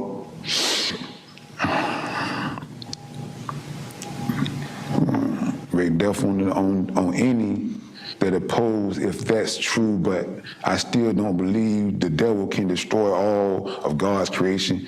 God will do no wrong, but he will defend for life and freedom and of the people. Warrior of God is who I be. God's son, free my people. Is he trying to be like a rapper or a preacher? Or like, a mix between the two?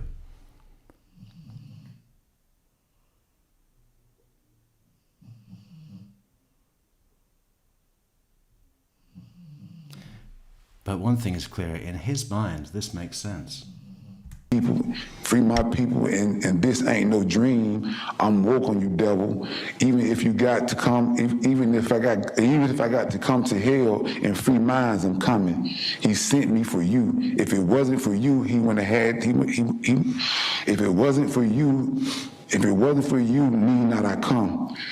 For your time is limited. The truth is being heard, and I don't care how you switch it up on me. The Creator got me.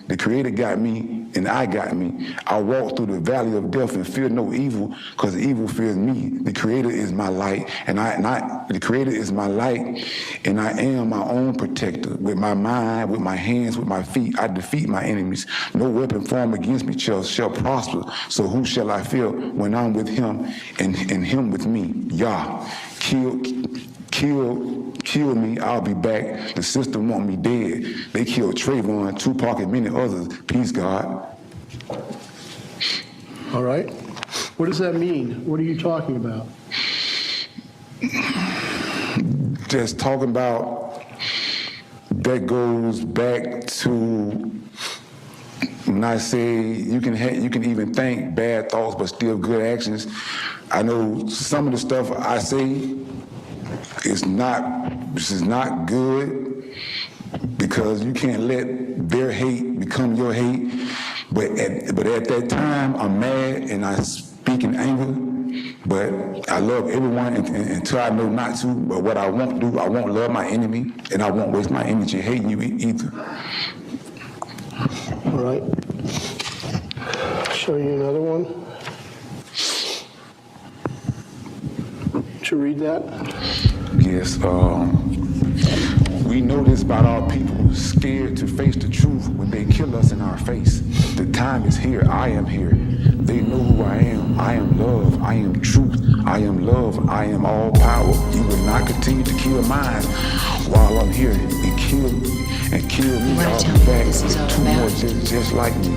I fear no evil, evil fears me, the creator. As I walk through the valley of the shadow of death, I take a look at my life and realize there's nothing left. Cause I've been blasting and laughing so long that even my mama thinks that my mind is gone. But I ain't never crossed a man that didn't deserve it. Me be treated like a punk, you know that's unheard of. You better watch how you... Okay, before Coolio started singing there, it was working pretty well just with Markeith. Let's try and do that again. We've got it.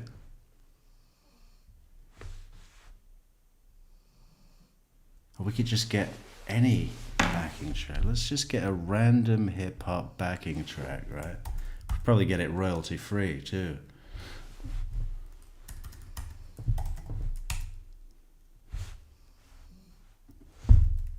What do we say? Hip-hop backing track.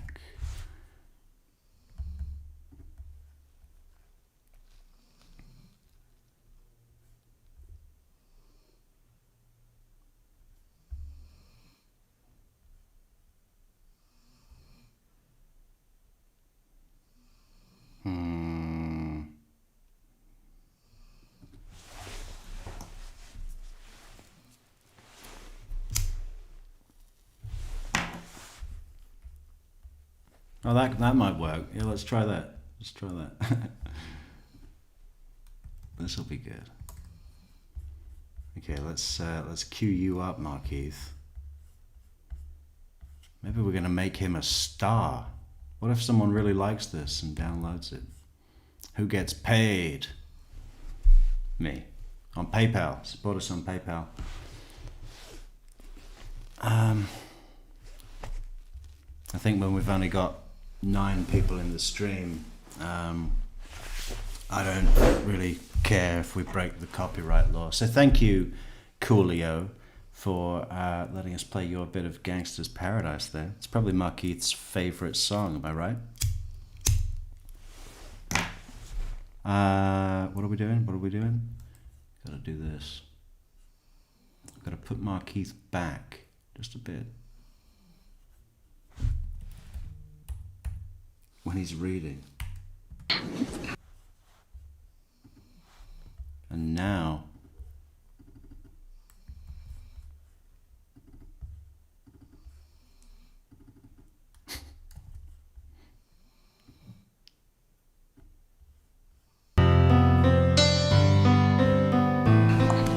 All right. Show you another one. Should you read that? Yes, we know kill us in our face. The time is here, I am here. They know who I am. I am love, I am truth, I am love, I am all power. You will not continue to kill mine while I'm here and kill me. I'll be back with 2 more just like me. I fear no evil, evil fears me, the creator, and with him that I see, for him is why I live. He sent me Fucking for works, his people. doesn't it? Stop killing my people. I won't let you. What does that mean? Just all the hundreds of years, we just Christina, I gotta say something to you privately.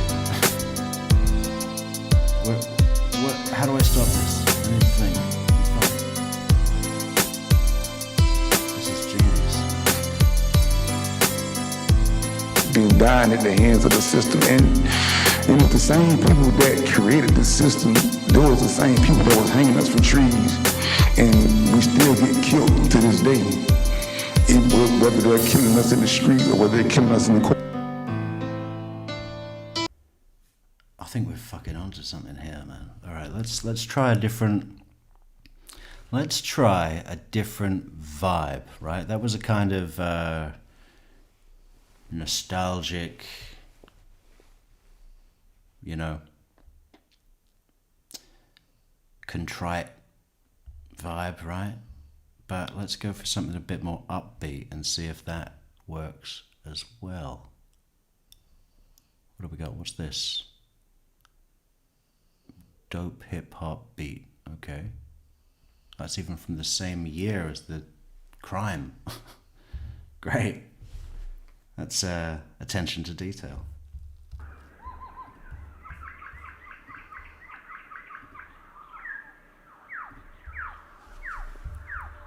Courtrooms, we still getting killed to this day on any level. And read this one. Just wait for it. Wait for it.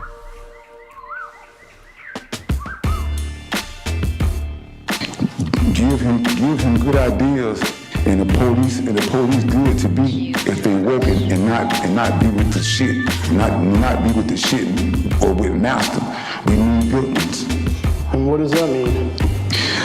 I was talking to one of my Facebook friends, and they was talking about stuff for her son to do, and that's something I try to get my nephews. Because all my nephews have no criminal record; they're not in the streets, so I try to get them to be police officers or correction officers. So we got to make a change from within, and then that's what I talked about snitching on the police, because they say say something, and I say the same back. You can't tell me no police officer is not seeing these officers kill us when no one is saying nothing. So if you ain't able to do what they do, you just as bad as them when you're not going to speak up. Okay. I'm fucking blown away about how good that is. We're gonna have to do the whole trial. I'm gonna fucking release a Markeith Loyd album. Fucking hell. Wow. And we have just started a new channel that our first video got instantly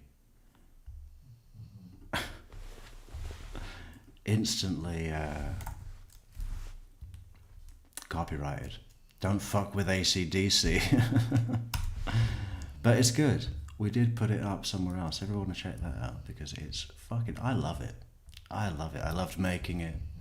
And I just fucking love it. Oh, where's a link? Let's put a link. I can't even show it here because they'll fucking axe my face. So I'll put it in chat. Because we're pirates. Boom. Check that out. If you love Russell Williams or The Case,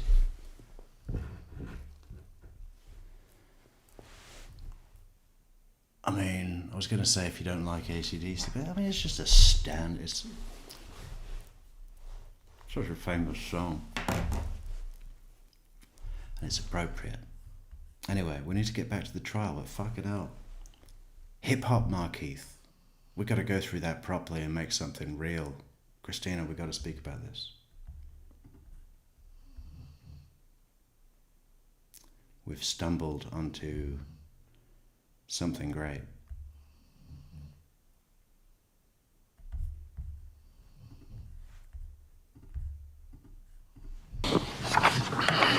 And this is the last one we're going to talk about?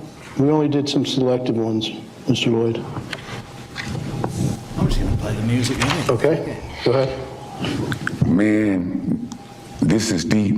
Do you see the question they answer? Do you see the question that they answer you? Like it's supposed to have been asked. Do you see the question they answer you? They controlling your minds. They know that I know. They are after me. They are going to kill me.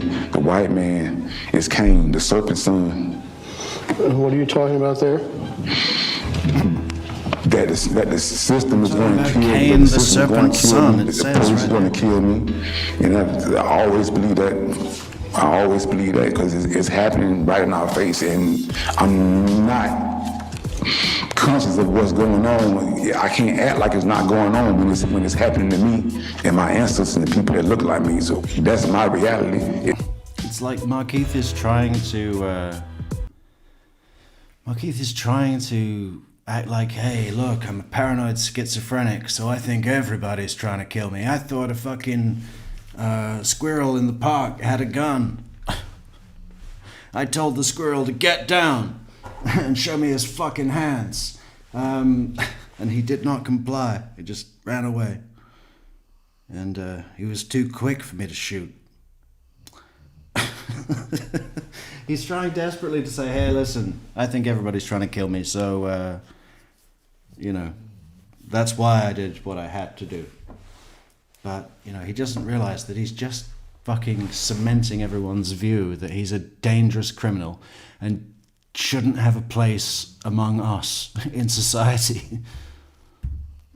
It's probably not someone else's, but it's mine. All right, Mr. Loyd, those are all the questions I have. Thank you very much. Cross.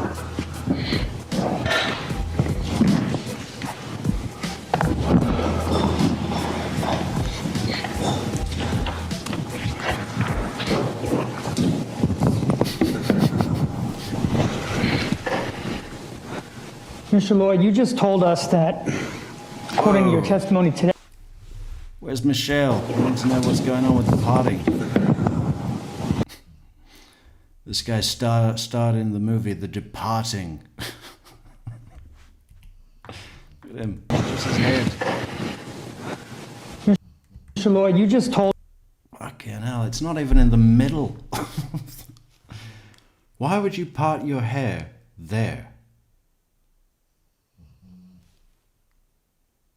I mean, not in the middle either, but... dear oh dear. told us that, according to your testimony today, you tried to get your nieces and nephews to become police officers, right? Say it again. You tried to get your nieces and nephews to become police officers, correct? My nephews, yes, not my nieces. I misheard you. Your nephews, you wanted them to become cops. I try to get some of my nephews to step in this line of work. And I don't know your nephews. Are they African American? Are they black? Yes. All right. And the reason you wanted that to happen. Yeah, I was hoping that, if I had blood relatives that were police officers, that if I got into trouble, I could call in a favor and get early release. or get tipped off if there's an investigation into my drug dealing.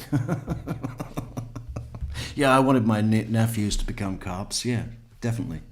To get into the line of work and help the community, like me. Please. Happened was because you wanted to make change from within, right? Yes. In other words, change the system as opposed to trying to fight the system. In that instance. Yes. Okay.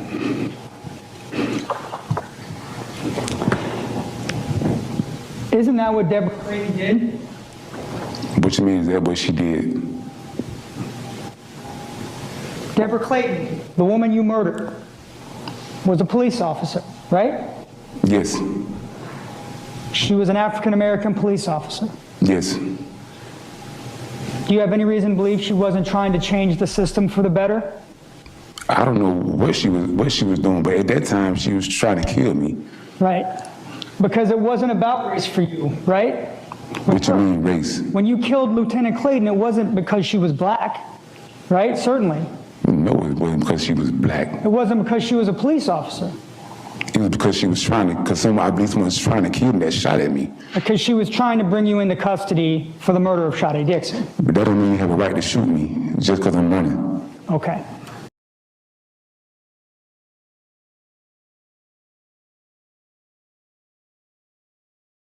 I think it does give them the right to shoot you if you don't comply. That's why the line is stop or I'll shoot.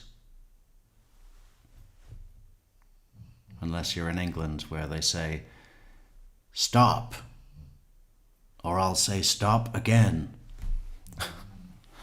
Robin Williams.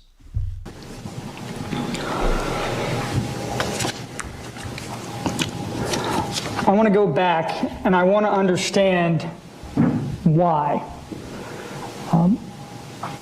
You made several statements about the history of racism in this country. Right? Yes. And I would think you understand that you're not the only person who thinks that racism is alive in this country, right?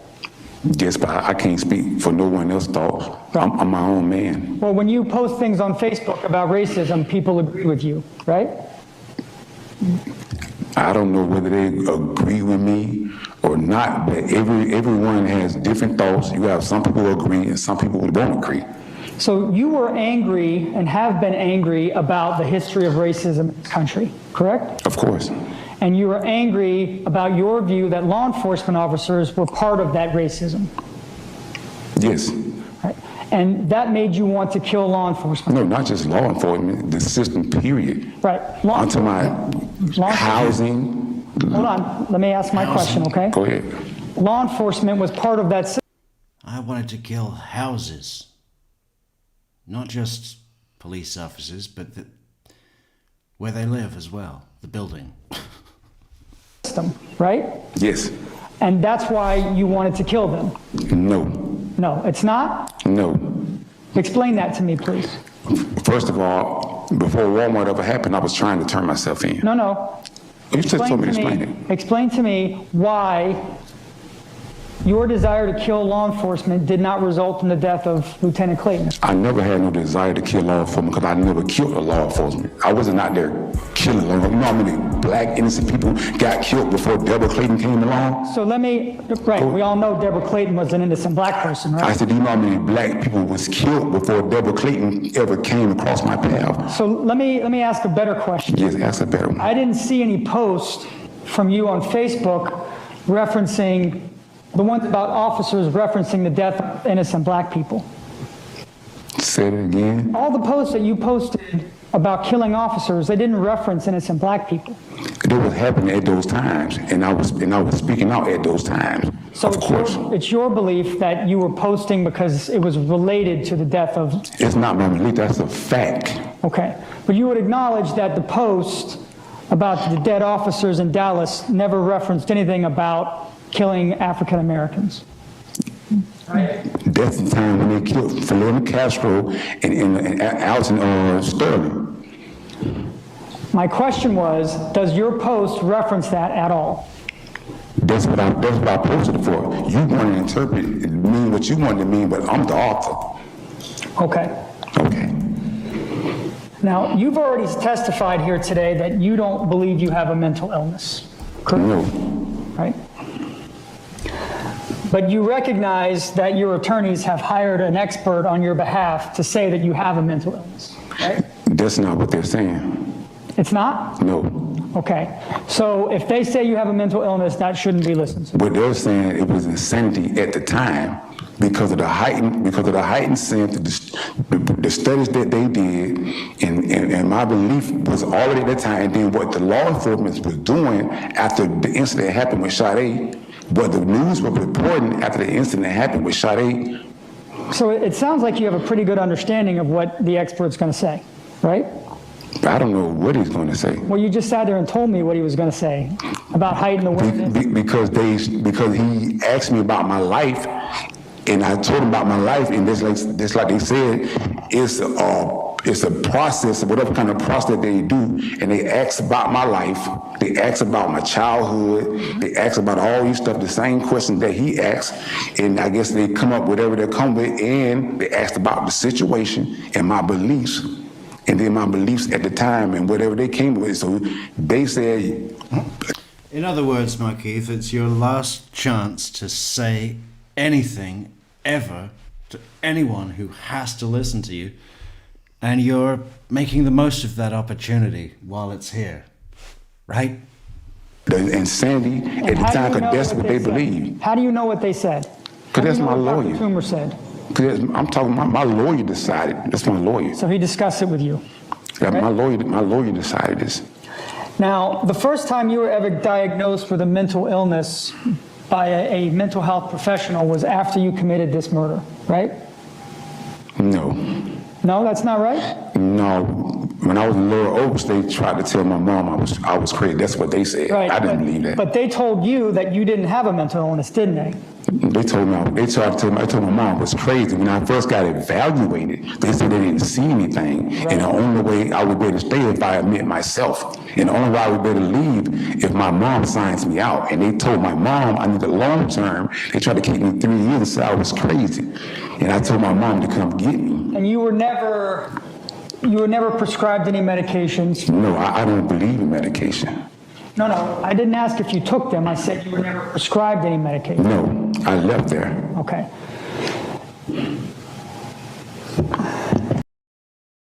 That's where you're wrong, Anne. He doesn't believe in killing at all. None of God's creatures.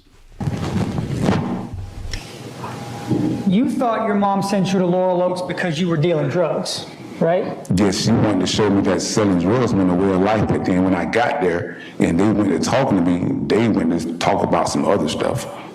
And they was trying to keep me. You also saw a mental health professional in 2007, didn't you? Do you remember that? 2007. Yes, sir.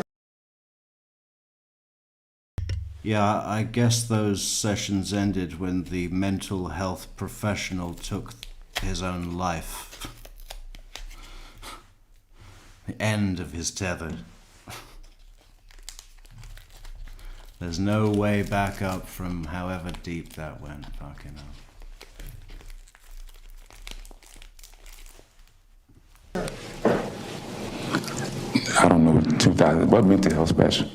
Objection. We can approach if you'd like, Your Honor. No, overrule, go ahead.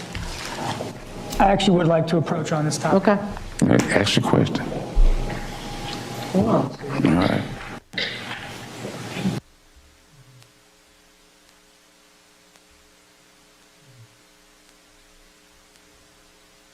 God, who would want to, I mean,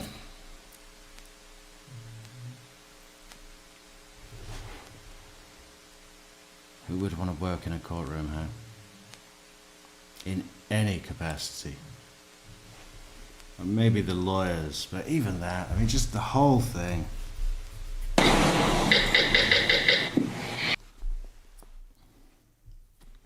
You know, we get lucky because we can pretty much ignore 90% of the trial.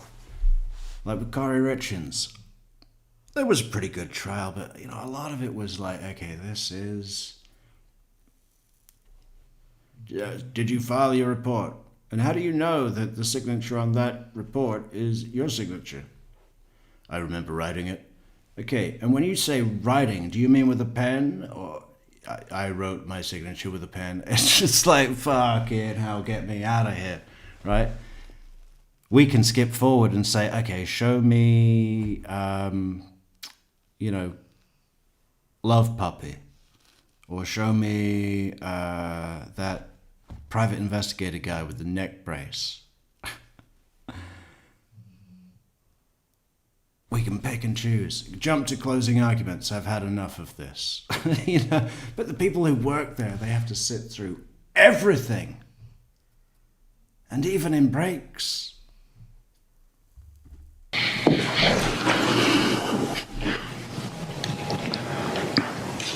So, Mr. Loyd, do you recall Mr. seeing... Williams.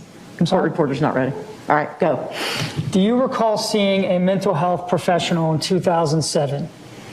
I can't recall, no, I don't know what you're talking about. All right. When you were living in California, you don't remember that? A mental health, somebody in prison or which? A psychiatric professional. Yes, sir. When you were living in... Yeah, I think it would have been part of his probation, right? I thought that was my probation officer.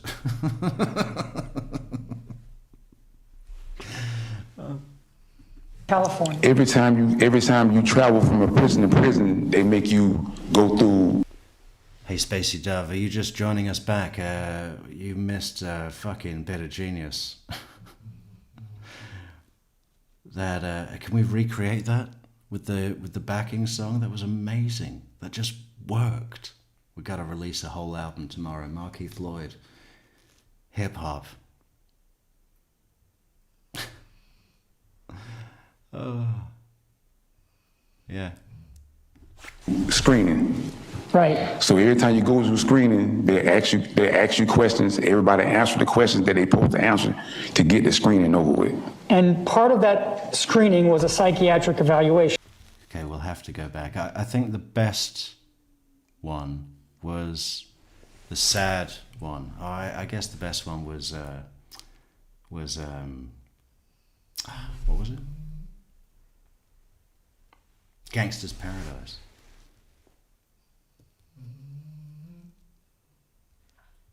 But I can't remember. This is a new video, so we need to go back one. Is it? Never killed a law enforcement. I wasn't out there killing about Genesis for real, which isn't. My feelings in Where he's reading. and not words. Of 2014 and December of 2016. Yes. Here, yeah. Okay, let me think about this. Okay, we need to go there.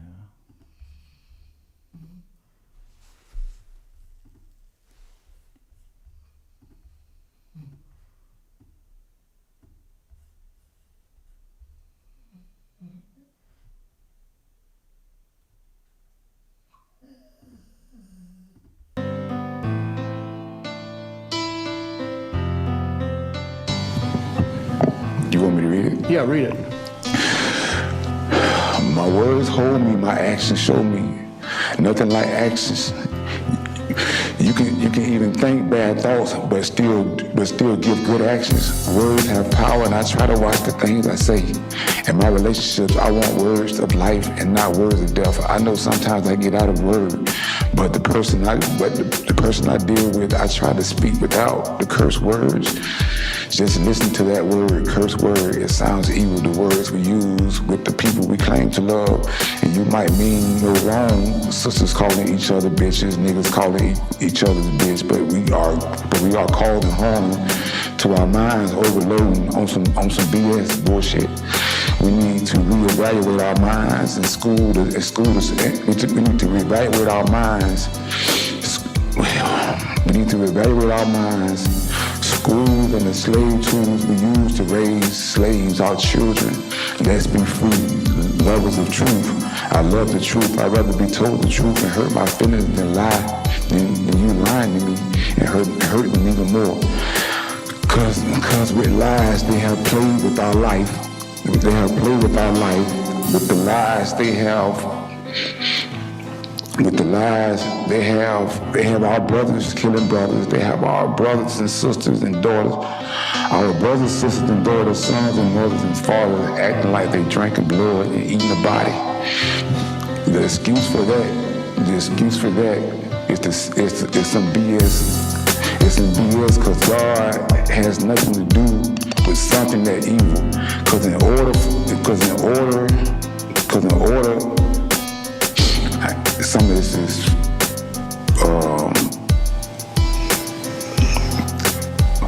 like, let me see. Because in order of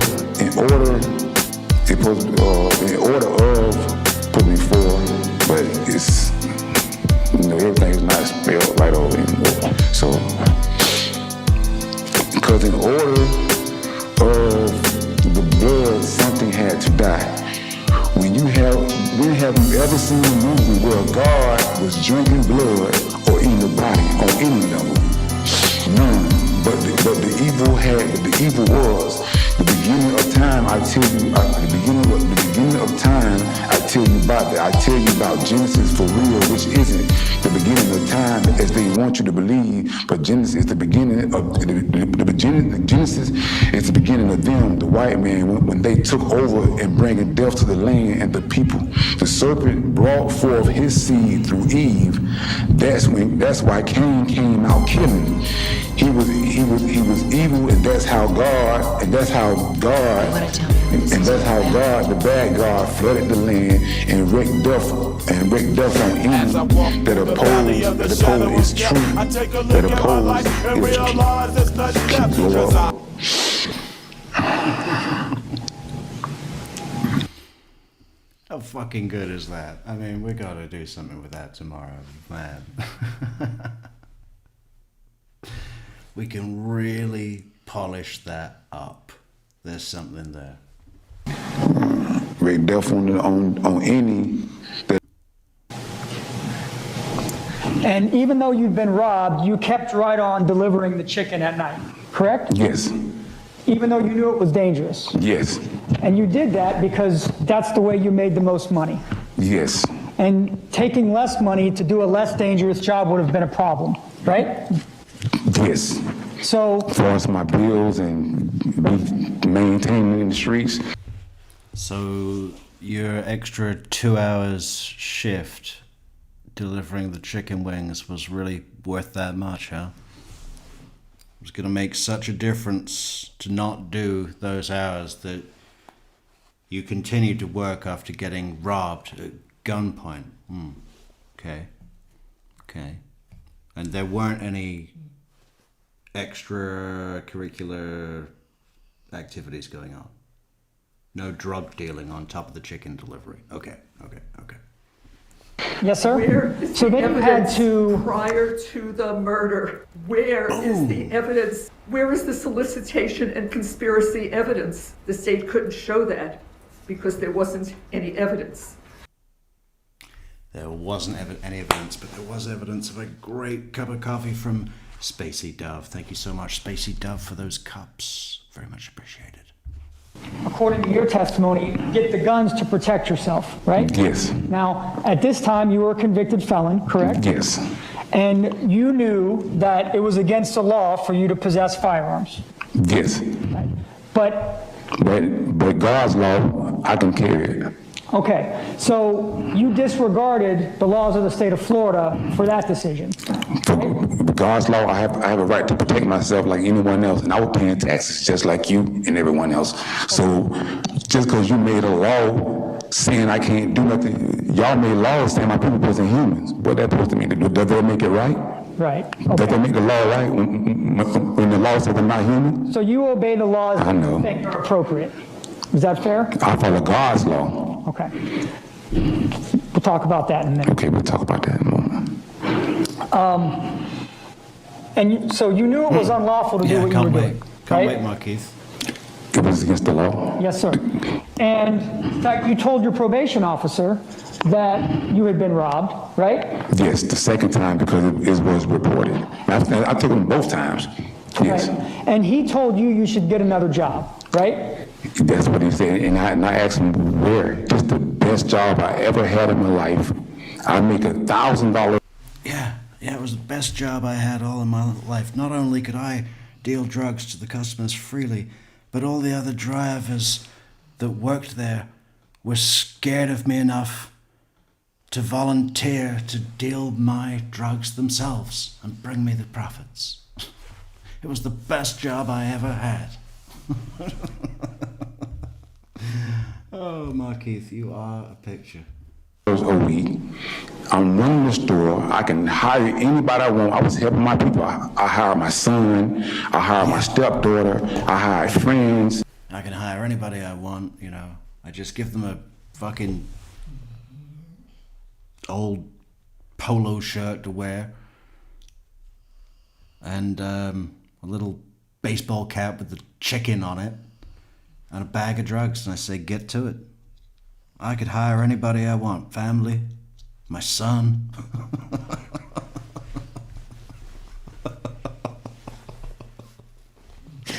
Oh, God. Why would I want to leave that when I can make the most money I can ever make and help my people? Did Did you tell your probation officer that you were carrying firearms? Of course not. Right, because you knew that was illegal. Of course not. So it's not as if you didn't know right from wrong. You knew right from wrong. Who doesn't know right from wrong? I'm just establishing that you did, Mr. Loyd. Okay? So I want to talk another part about the robbery afterwards. You went on the second robbery, you went back looking for the kids who robbed you, Yes. right? You thought you knew where they lived. Yes. And your purpose in going back to look for them was to get your stuff back, Yes. right? So that incident hadn't scared you, right? Markeith, I hate to break it to you, baby, but a crack pipe isn't stuff, okay? It's not essential. I'm not scared of no one, Okay. but I'm going to protect myself against anyone. I'm God's son. Oh, I just wish we could be at the fucking Colosseum in Rome and put him in the middle and have a couple of lions come out, you know?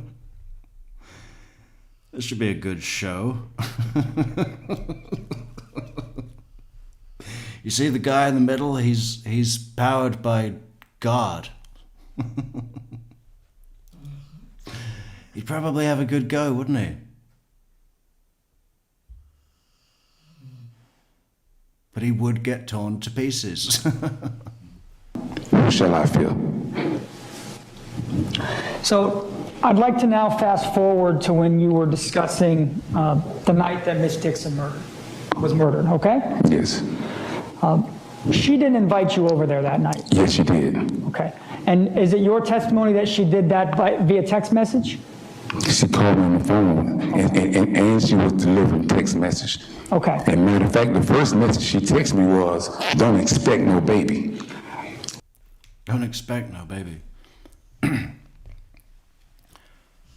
Kosher Style says, this guy is surely a national treasure for these great states of America.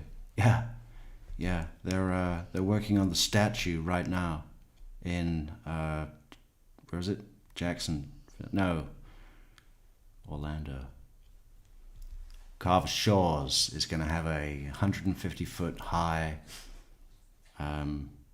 solid granite, red granite statue of Markeith Loyd towering over the houses. Because she logged into Keeping watch. my Facebook account. I know Patron saint of drug dealers. you want to talk about what you want to talk about, but please answer. Okay, go ahead, Okay. answer your question. Thank you. Now, when you went to her house, you parked in front of the house, right? Yes, I parked right in front of the door, Right. on the street. And where did you keep the guns in your car? I kept both guns on me, So where on your person were the guns when you were driving around? on my hip. Both hips? Yes, One on each side? yes, Right.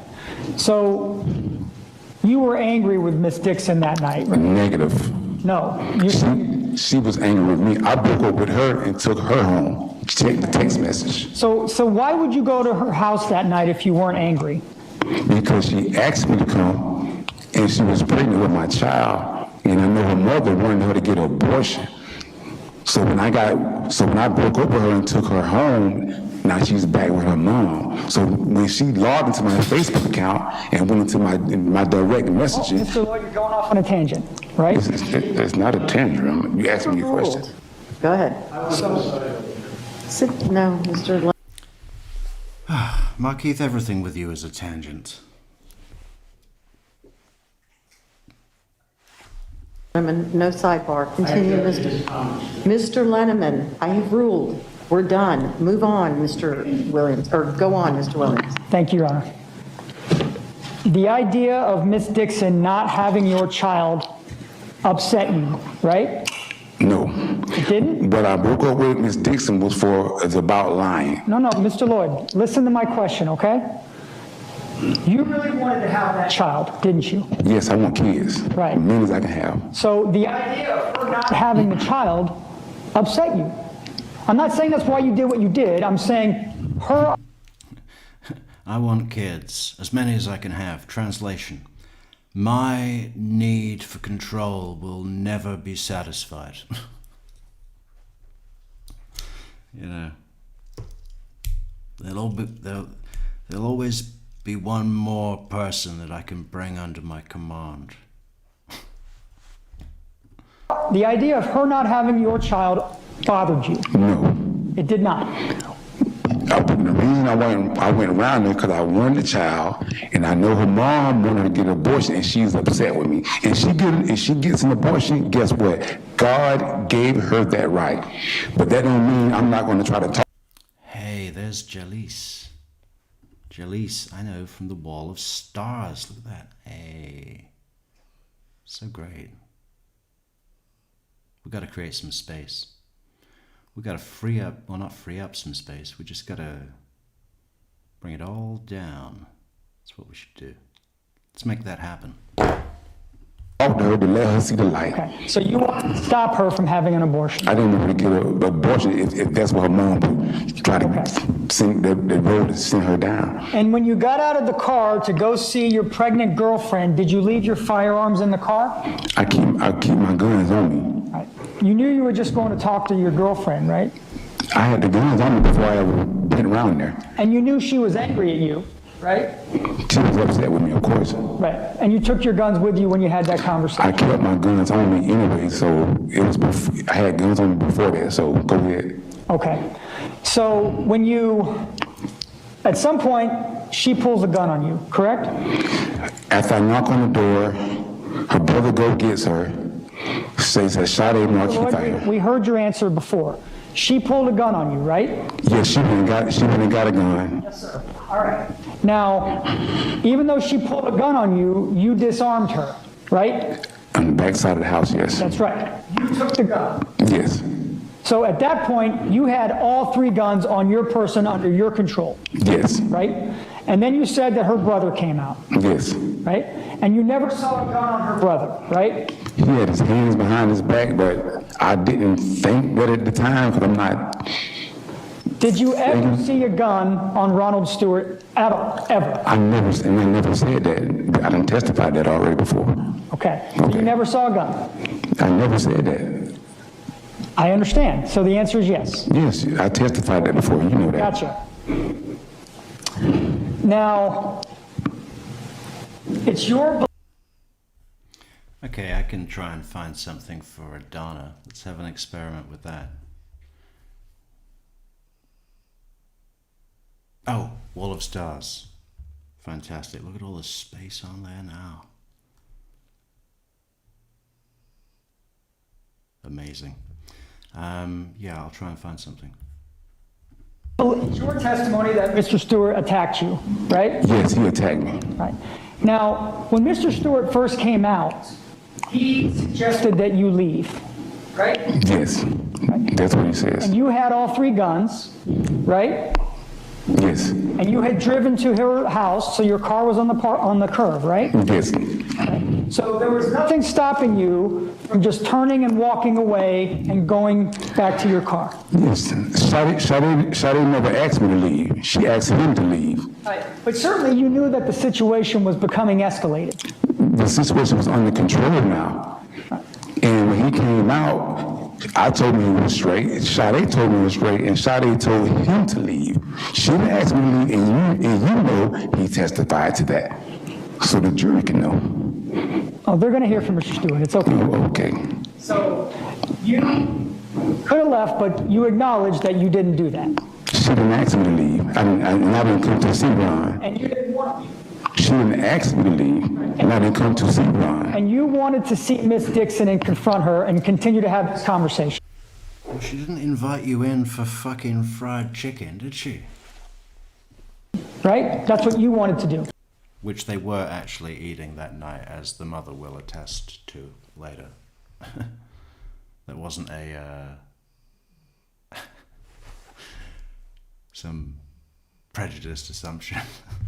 I didn't come to confront, I came to explain. Right. And Mr. Stewart was getting in the way of your conversation. Right? He came out, and whatever he had on his mind, I don't know what he had on his mind. Okay. Now... Well, I would probably say the protection of his sister. Yeah.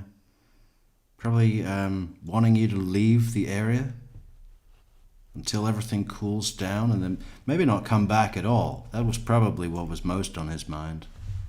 At some point, you start to shoot those two individuals in their own front yard, right?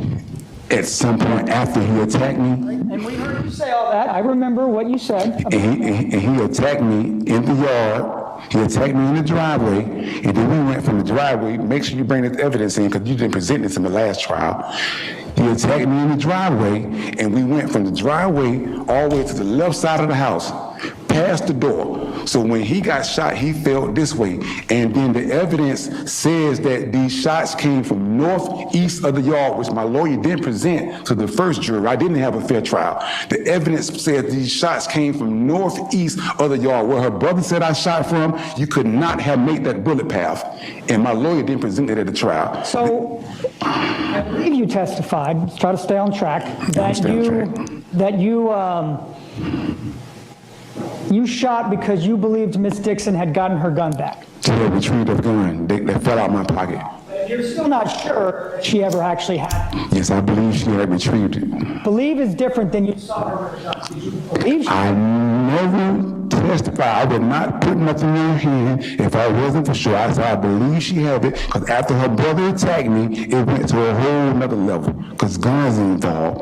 Right, two of them were yours, right? Two of them was mine and one was hers. But you never saw her, you can't remember seeing her with the gun. I believe she had retrieved the gun. Everything happened just like that, and I was attacked by her brother. Your belief is different than seeing. Did you see her with a gun, or did you believe she had a gun? I testified already, and I told you I believe she had a gun, like I testified, Mr. Ryan, and you know this. All right. My story don't change. The truth don't change. So it's your testimony that Ronald Stewart attacked you and you defended yourself. He attacked me in the yard, and when he attacked me in the driveway, because we all three were standing together. He attacked me in the driveway, and we ended up all the way to the left side of the house, past the door. And it's a bullet trajectory inside a column. Markeith, given your considerable size, weight, height, temper, comparative to that of Ron Dixon's, I find it hard to believe that he would have attacked you at all, or certainly in any real meaningful way, because that would be a bit like a baby lamb telling a silverback gorilla to get the fuck off his property. And they put a thing in the crime scene investigator, and it shows that these shots came from northeast of the yard, which my lawyer didn't present to my last jury. Mr. I Loyd, didn't get a fair trial. You're beginning to repeat yourself. Oh, yeah. Relitigate the case. Mistrial. Okay, so listen to my question. All right? Now, Okay, we've only got fucking 18% battery and no way to charge tonight. Nothing can be done about that now, but let's try and close down some of this. What do we got open here? Photoshop. That's probably using a lot of juice. Too much. Too much. Save. We need the wall of stars.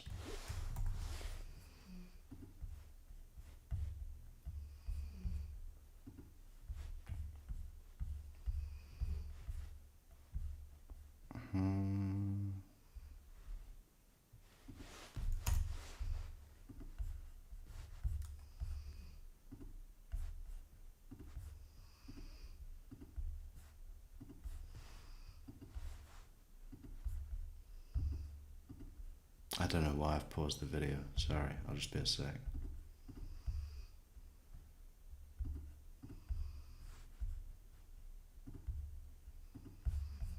Now, when you were defending yourself because of your belief, how many times did you shoot Miss Dixon?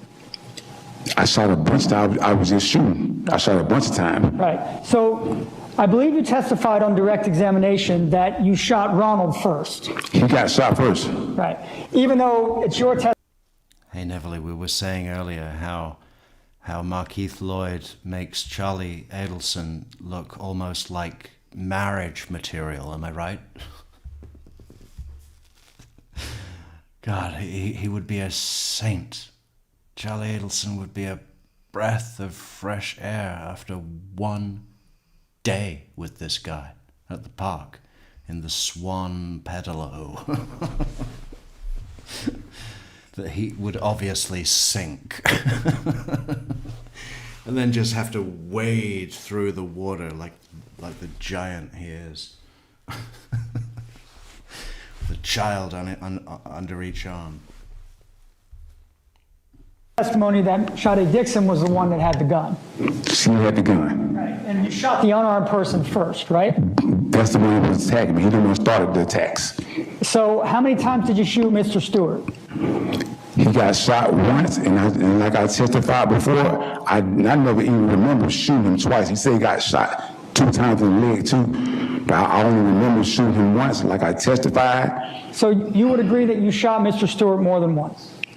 I guess I would have to if he got shot more than once. And you shot Miss Dixon more than once? Yes. And you actually discharged your gun 11 times at the scene, right? That's what the evidence says, yes. It is what the evidence says. And by that you mean the shell casings that were found? Yes. That match your gun? Yes.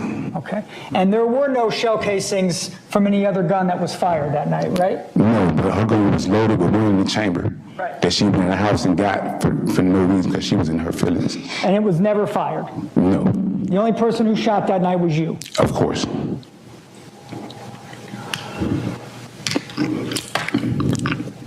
Now,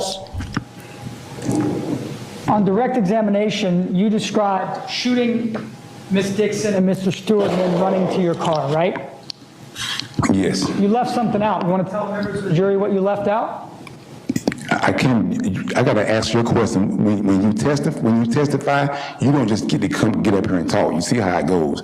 You got to answer. You got to answer questions. You don't get to tell your story. So answer what you want me to say so we can tell them. Sure. Go ahead. You ran back to your car. You kept shooting at the house, didn't you? When I went back to my car, when I went to the car, the door opened and I fired 2 shots. 2 warning shots for whoever to come to get down, because I'm just reacting to everything that's moving around me. Everything is attacking me, and I'm just reacting to it. So when they opened the door, I just fired two shots. I fired 2 shots, and then I left. How far from the front door were you when you fired those 2 shots? I was in front of my car. Right, and your car was on the opposite side of the road, right? No. The car was on the near side of the road? The house is right here, and my car is right at the curb. Okay. The other side of the road would be across the street with the neighbors. My car is not over there. So it was on the side closest to their house? Yes. That's your testimony? Yes. Right. It's in the evidence, which means it's my testimony. Run all the way across the yard to get to your car, right? Yes. Right. So you were across the yard and you fired shots at the front door? When the door opened, as soon as the door opened, I fired 2 shots. And I think you just said that they were warning shots, right? Yes. I wasn't trying to kill anyone, as y'all charged me with attempted murder. What's your definition of a warning shot? I just fired 2 shots. Did you shoot in the air? I thought I shot in the air, but I guess one was to the ground and to the door. Okay, so you acknowledge that the shot didn't go in the air, went in the front door where the 2 people were standing. That's where there was no 2 people standing there, because as soon as they opened the door, they closed it, and that's what they testified to. So no one was standing there to even receive those shots. They even said that the shots was fired while the door was closed, and that's why the shots hit the door. Because they had closed it before the shots. Because they have closed the door. Point being that you shot at them too, right? I fired 2 warning shots for whoever was coming out to get down, because I know this is a gun family and they have guns, just like I testified to. But you didn't see a gun? No. No. I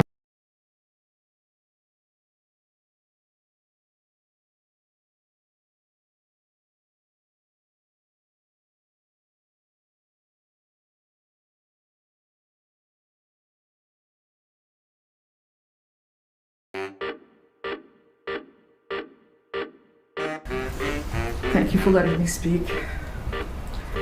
My son-in-law, Dan Markell, was a fine and decent man. He was well educated and passionate about his career. He was a good son-in-law, but more importantly, he was a caring and loving father. On July 18th, 2014, his car was followed, leaving his home. Okay, that doesn't work anywhere near as good as Markeith Loyd, does it? He was doing the whole kind of, phasing.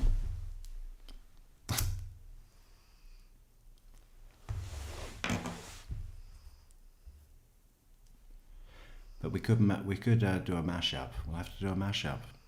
It's going to be a post-production. Let's see. Let's see if we can get any flair for it whatsoever. It should have been just like any other day, an ordinary day in the life of Ben and Lincoln's father, but it wasn't.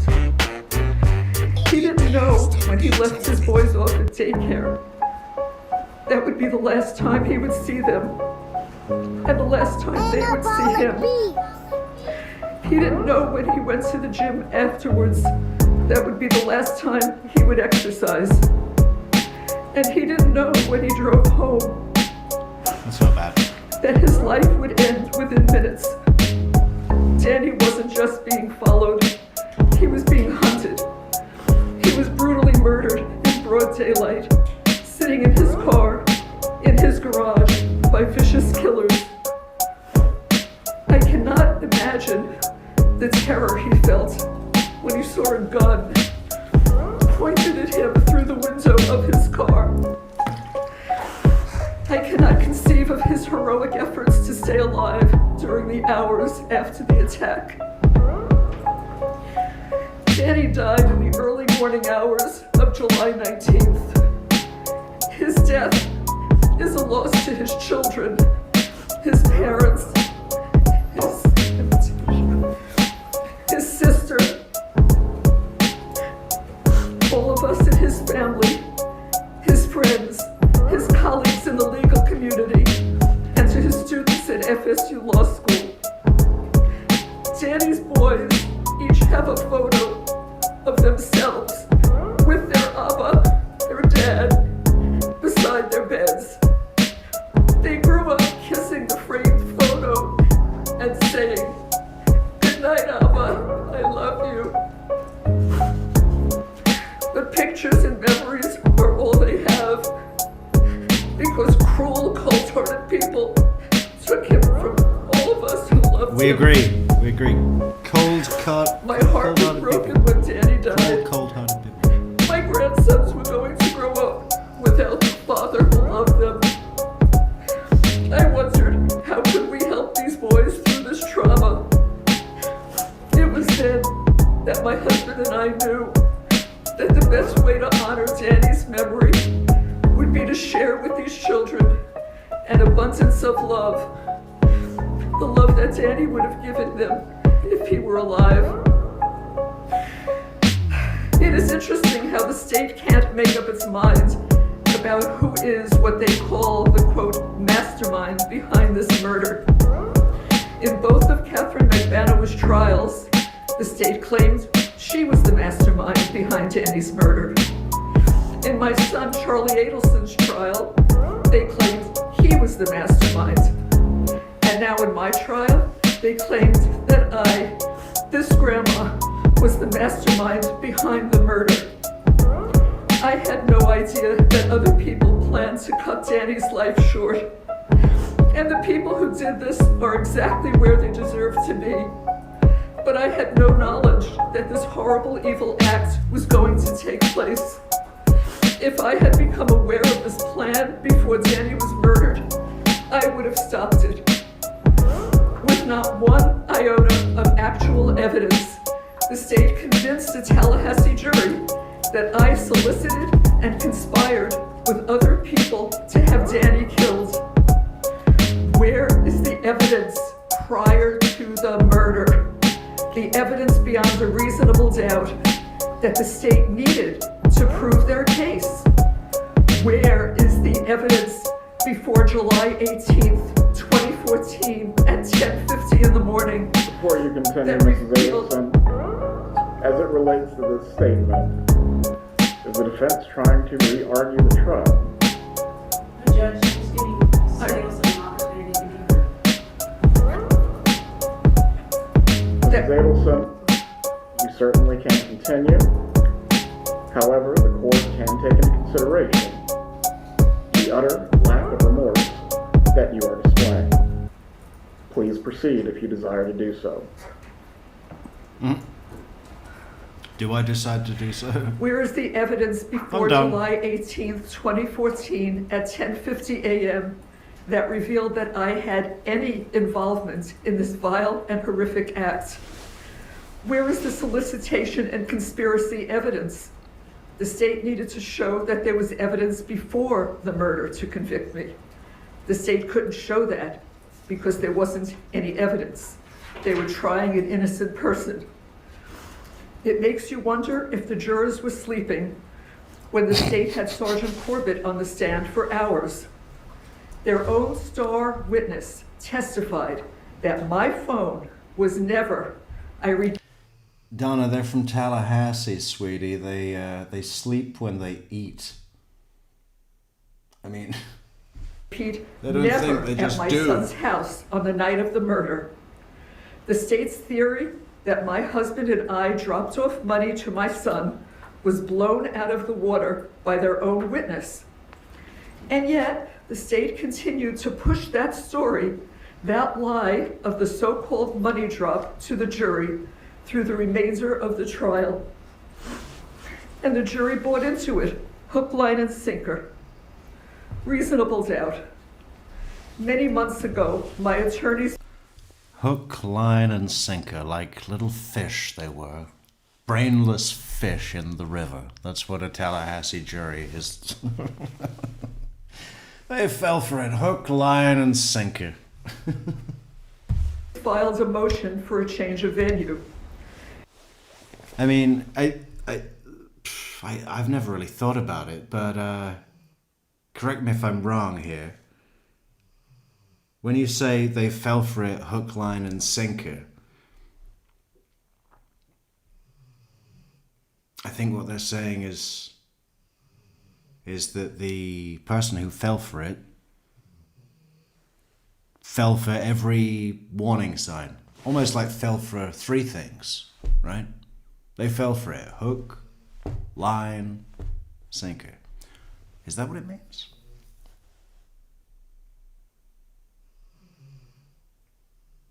It's certainly a degradation to the person that fell for it, right? Because the other way you could look at it is the person who made them fell for it was just really well prepared. He had everything, hook, line, and sinker. But that's not what it is. It's not a statement that's made to big up the person who made them fall for it. It's one that degrades the person that fell for it. They fell for it, hook, line, and sinker. Suckers. That's what it is, right? It's suckers. She doesn't even realize that, does she? An expert witness testified that Tallahassee had been barraged with over 9 years of negative social media. Barraged. Barraged. They were barraged. Printed news, television news, and podcast publicity about my family. He explained to the court, both with evidence and... So this is probably the point where John LaRose said, okay, we're going to have to start sending some letters. We need to show. We need something to show that there is this bias opinion in the public eye. Because Donna didn't have that. Charlie didn't have that. That's what these letters are about, isn't it? It's a false motive. It's not what it says on the tin. It's so that they can walk in with a wedge of evidence. demonstratives that for me to receive a fair... Do I need to say that that's in my opinion?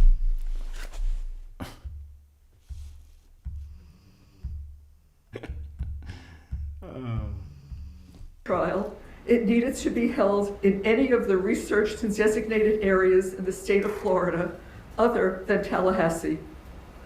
All I wanted was a level playing field, but the court wanted the trial here in the hotbed of Tallahassee. A level playing field. You wanted a judge within your community that you might have a contact that could put in a word for a no questions, no answer bribe. I sat through 3 days of jury selection. 180 potential jurors were asked if they had developed an opinion in my case. Those that answered yes also added, "I believe she is guilty." Not one person, not one, said, "I think she may be innocent." That should have been a clue to the court to grant our motion for a change of venue, but the court denied the motion. One of my jurors admitted during jury selection that she had background information concerning what one of the state's witnesses would be testifying about. Why was she allowed to be on my jury? What moment? Another juror. Mrs. Fulford, Oh, I didn't hear you. Mr. Zellman, again, this has nothing to do with elocution of any sort. This is a raising of grievances, which are... Did you expect anything else, Judge Everett?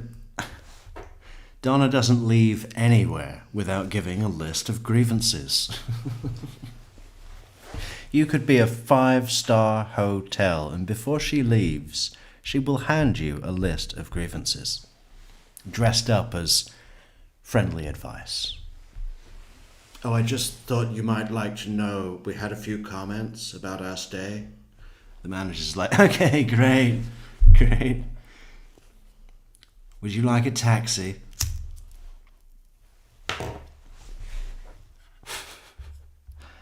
Yeah. Allocution.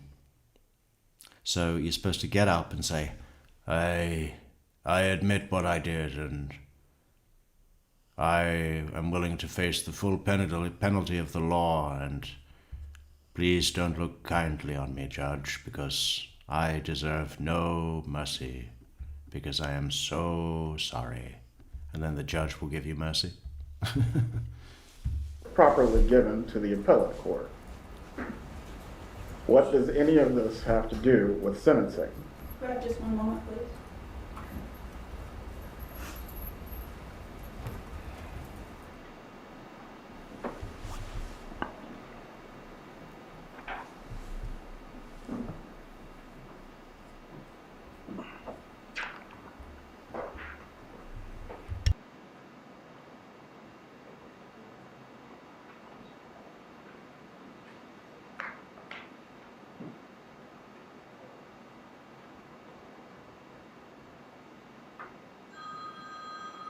Turn that phone off or step out.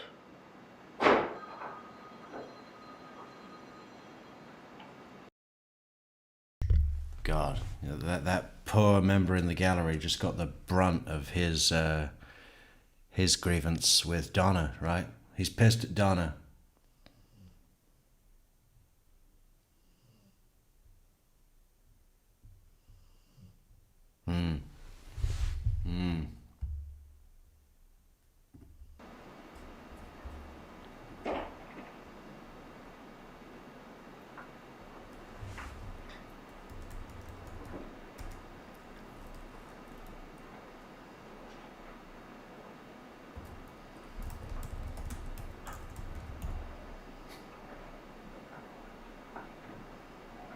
When the phone is off.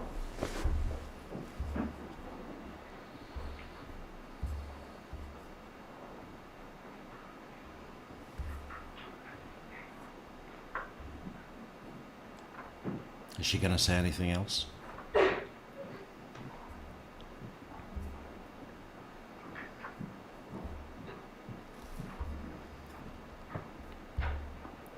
%12 battery.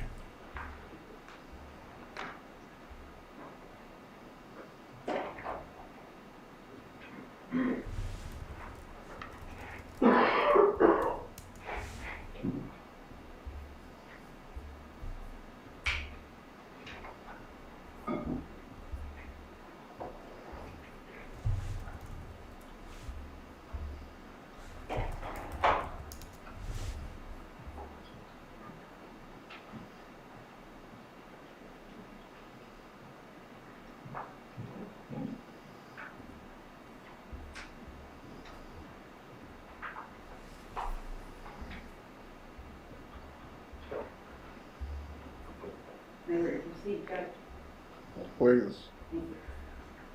What happened to Danny is unforgivable. But I am an innocent woman convicted of this terrible crime without evidence. It's not what the jury Danny said. was a brilliant legal scholar. He would have been appalled at the total lack of justice that went on during my trial. He would have been embarrassed to have his name associated with any of it. There are two crimes here. The first was Danny. Isn't that one of the reasons he was such an elitist pig, Donna? Or what did she call him? Being viciously murdered. The second one is taking my life, the life of an innocent woman. Convicting me should Don't forget your baby boy. Ow. not be retribution for Danny's death. That is not justice for Dan. I've always respected the law. Yeah. I've never gotten a parking ticket. Those stupid, misguided Markells, they think they got justice. They got anything but justice. This isn't justice for Dan. Dan would have been appalled to have his name associated with any of this. But I'm going to prison for a murder I did not commit. Well, you didn't pull the trigger, but you did pay for it. Pressure your son to arrange it. Really keep that pressure on until it got done. I mean, you were the driving force. You were the driving force, Donna. And you did it because you're a very difficult person. You're not nice. And what is that about? What is it deep down?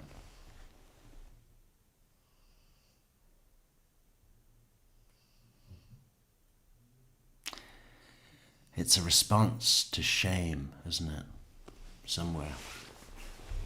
Like Corey Richards. I used to clean toilets, and I swore I'd never do it again. Okay. Well, there are other jobs.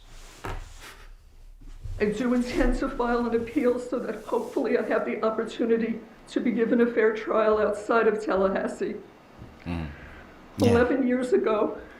If you're still alive, I mean, which is probably with the diet you got in there,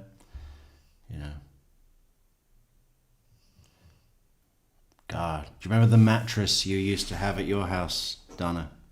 I bet that was a fucking expensive mattress, huh? How much do you think that mattress cost? Lot of money. And I bet it felt like lying on a golden cloud of success and privilege. Like she was floating on a fig leaf down the River Nile. Danny was murdered and taken from all of us who loved him. And now, Donna, there's people sleeping on the streets that actually have a nicer thing to sleep on than you. Some of that hiking equipment that people give away or that you can get in Goodwill is great quality. Great quality. Designed, very good design to be comfortable and warm. In the wild, not in jail.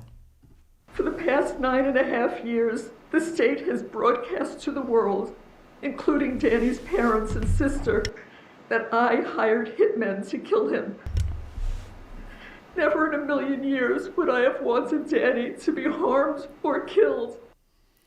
Donna, do you realize that the whole world has noticed that whenever you or your children use the phrase never in a million years, that it's a sure indicator that whatever you're saying is completely untrue? It's one of their most obvious tells, right? And it's not even like their own signature. It's a pretty clear one. If it's not the exact wordage, it's an overqualifier, right? Never in a million years would I do that, instead of just saying I wouldn't do that. It's very common for people to think that gives more credibility. It's like when Charlie has to think of the answer like he's considering it. I'd say that about 81% of the communications came through my mom and 19% through Wendy. And because I've thought about that for a couple of moments and given you a couple of arbitrary numbers that are not round, so precise, that seems like it's truth. When really what you're doing is just calling attention to your lie, And they don't get that, do they? Why do I get that, but they don't get that? And you all get that. Why don't they get it? So weird. Nor could I ever do something that would leave these two small boys to grow up without him. I love these boys more than life itself. This is a lifetime of loss for these children. They didn't deserve this. His family didn't deserve this. Danny didn't deserve this. And so, as I appear before you today, Your Honor, I promise you with my whole heart, I swear to you on my life, I was not involved in any way with Danny's murder. I was not.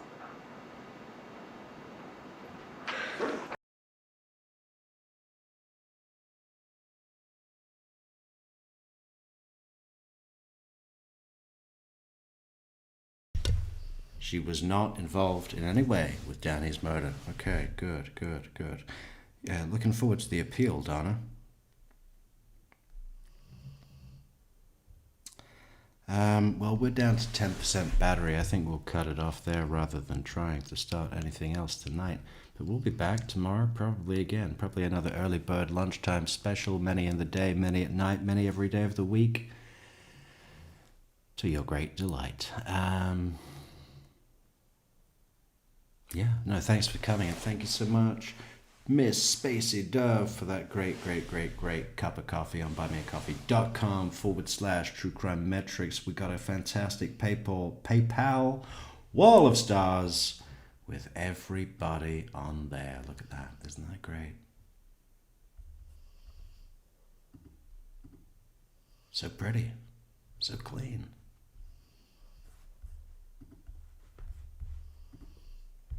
Anyway, thanks for coming, guys. Thanks for chatting, super chatting. I love this thing with the, yeah, there's nothing on there at the moment.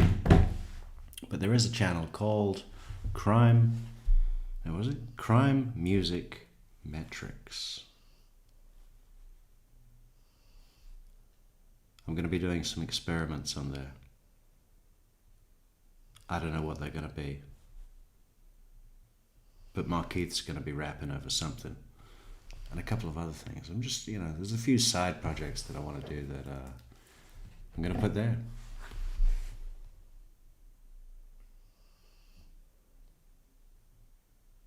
So that'll be fun. Anyway, we're going to go and we'll see you tomorrow. Have a safe drive home.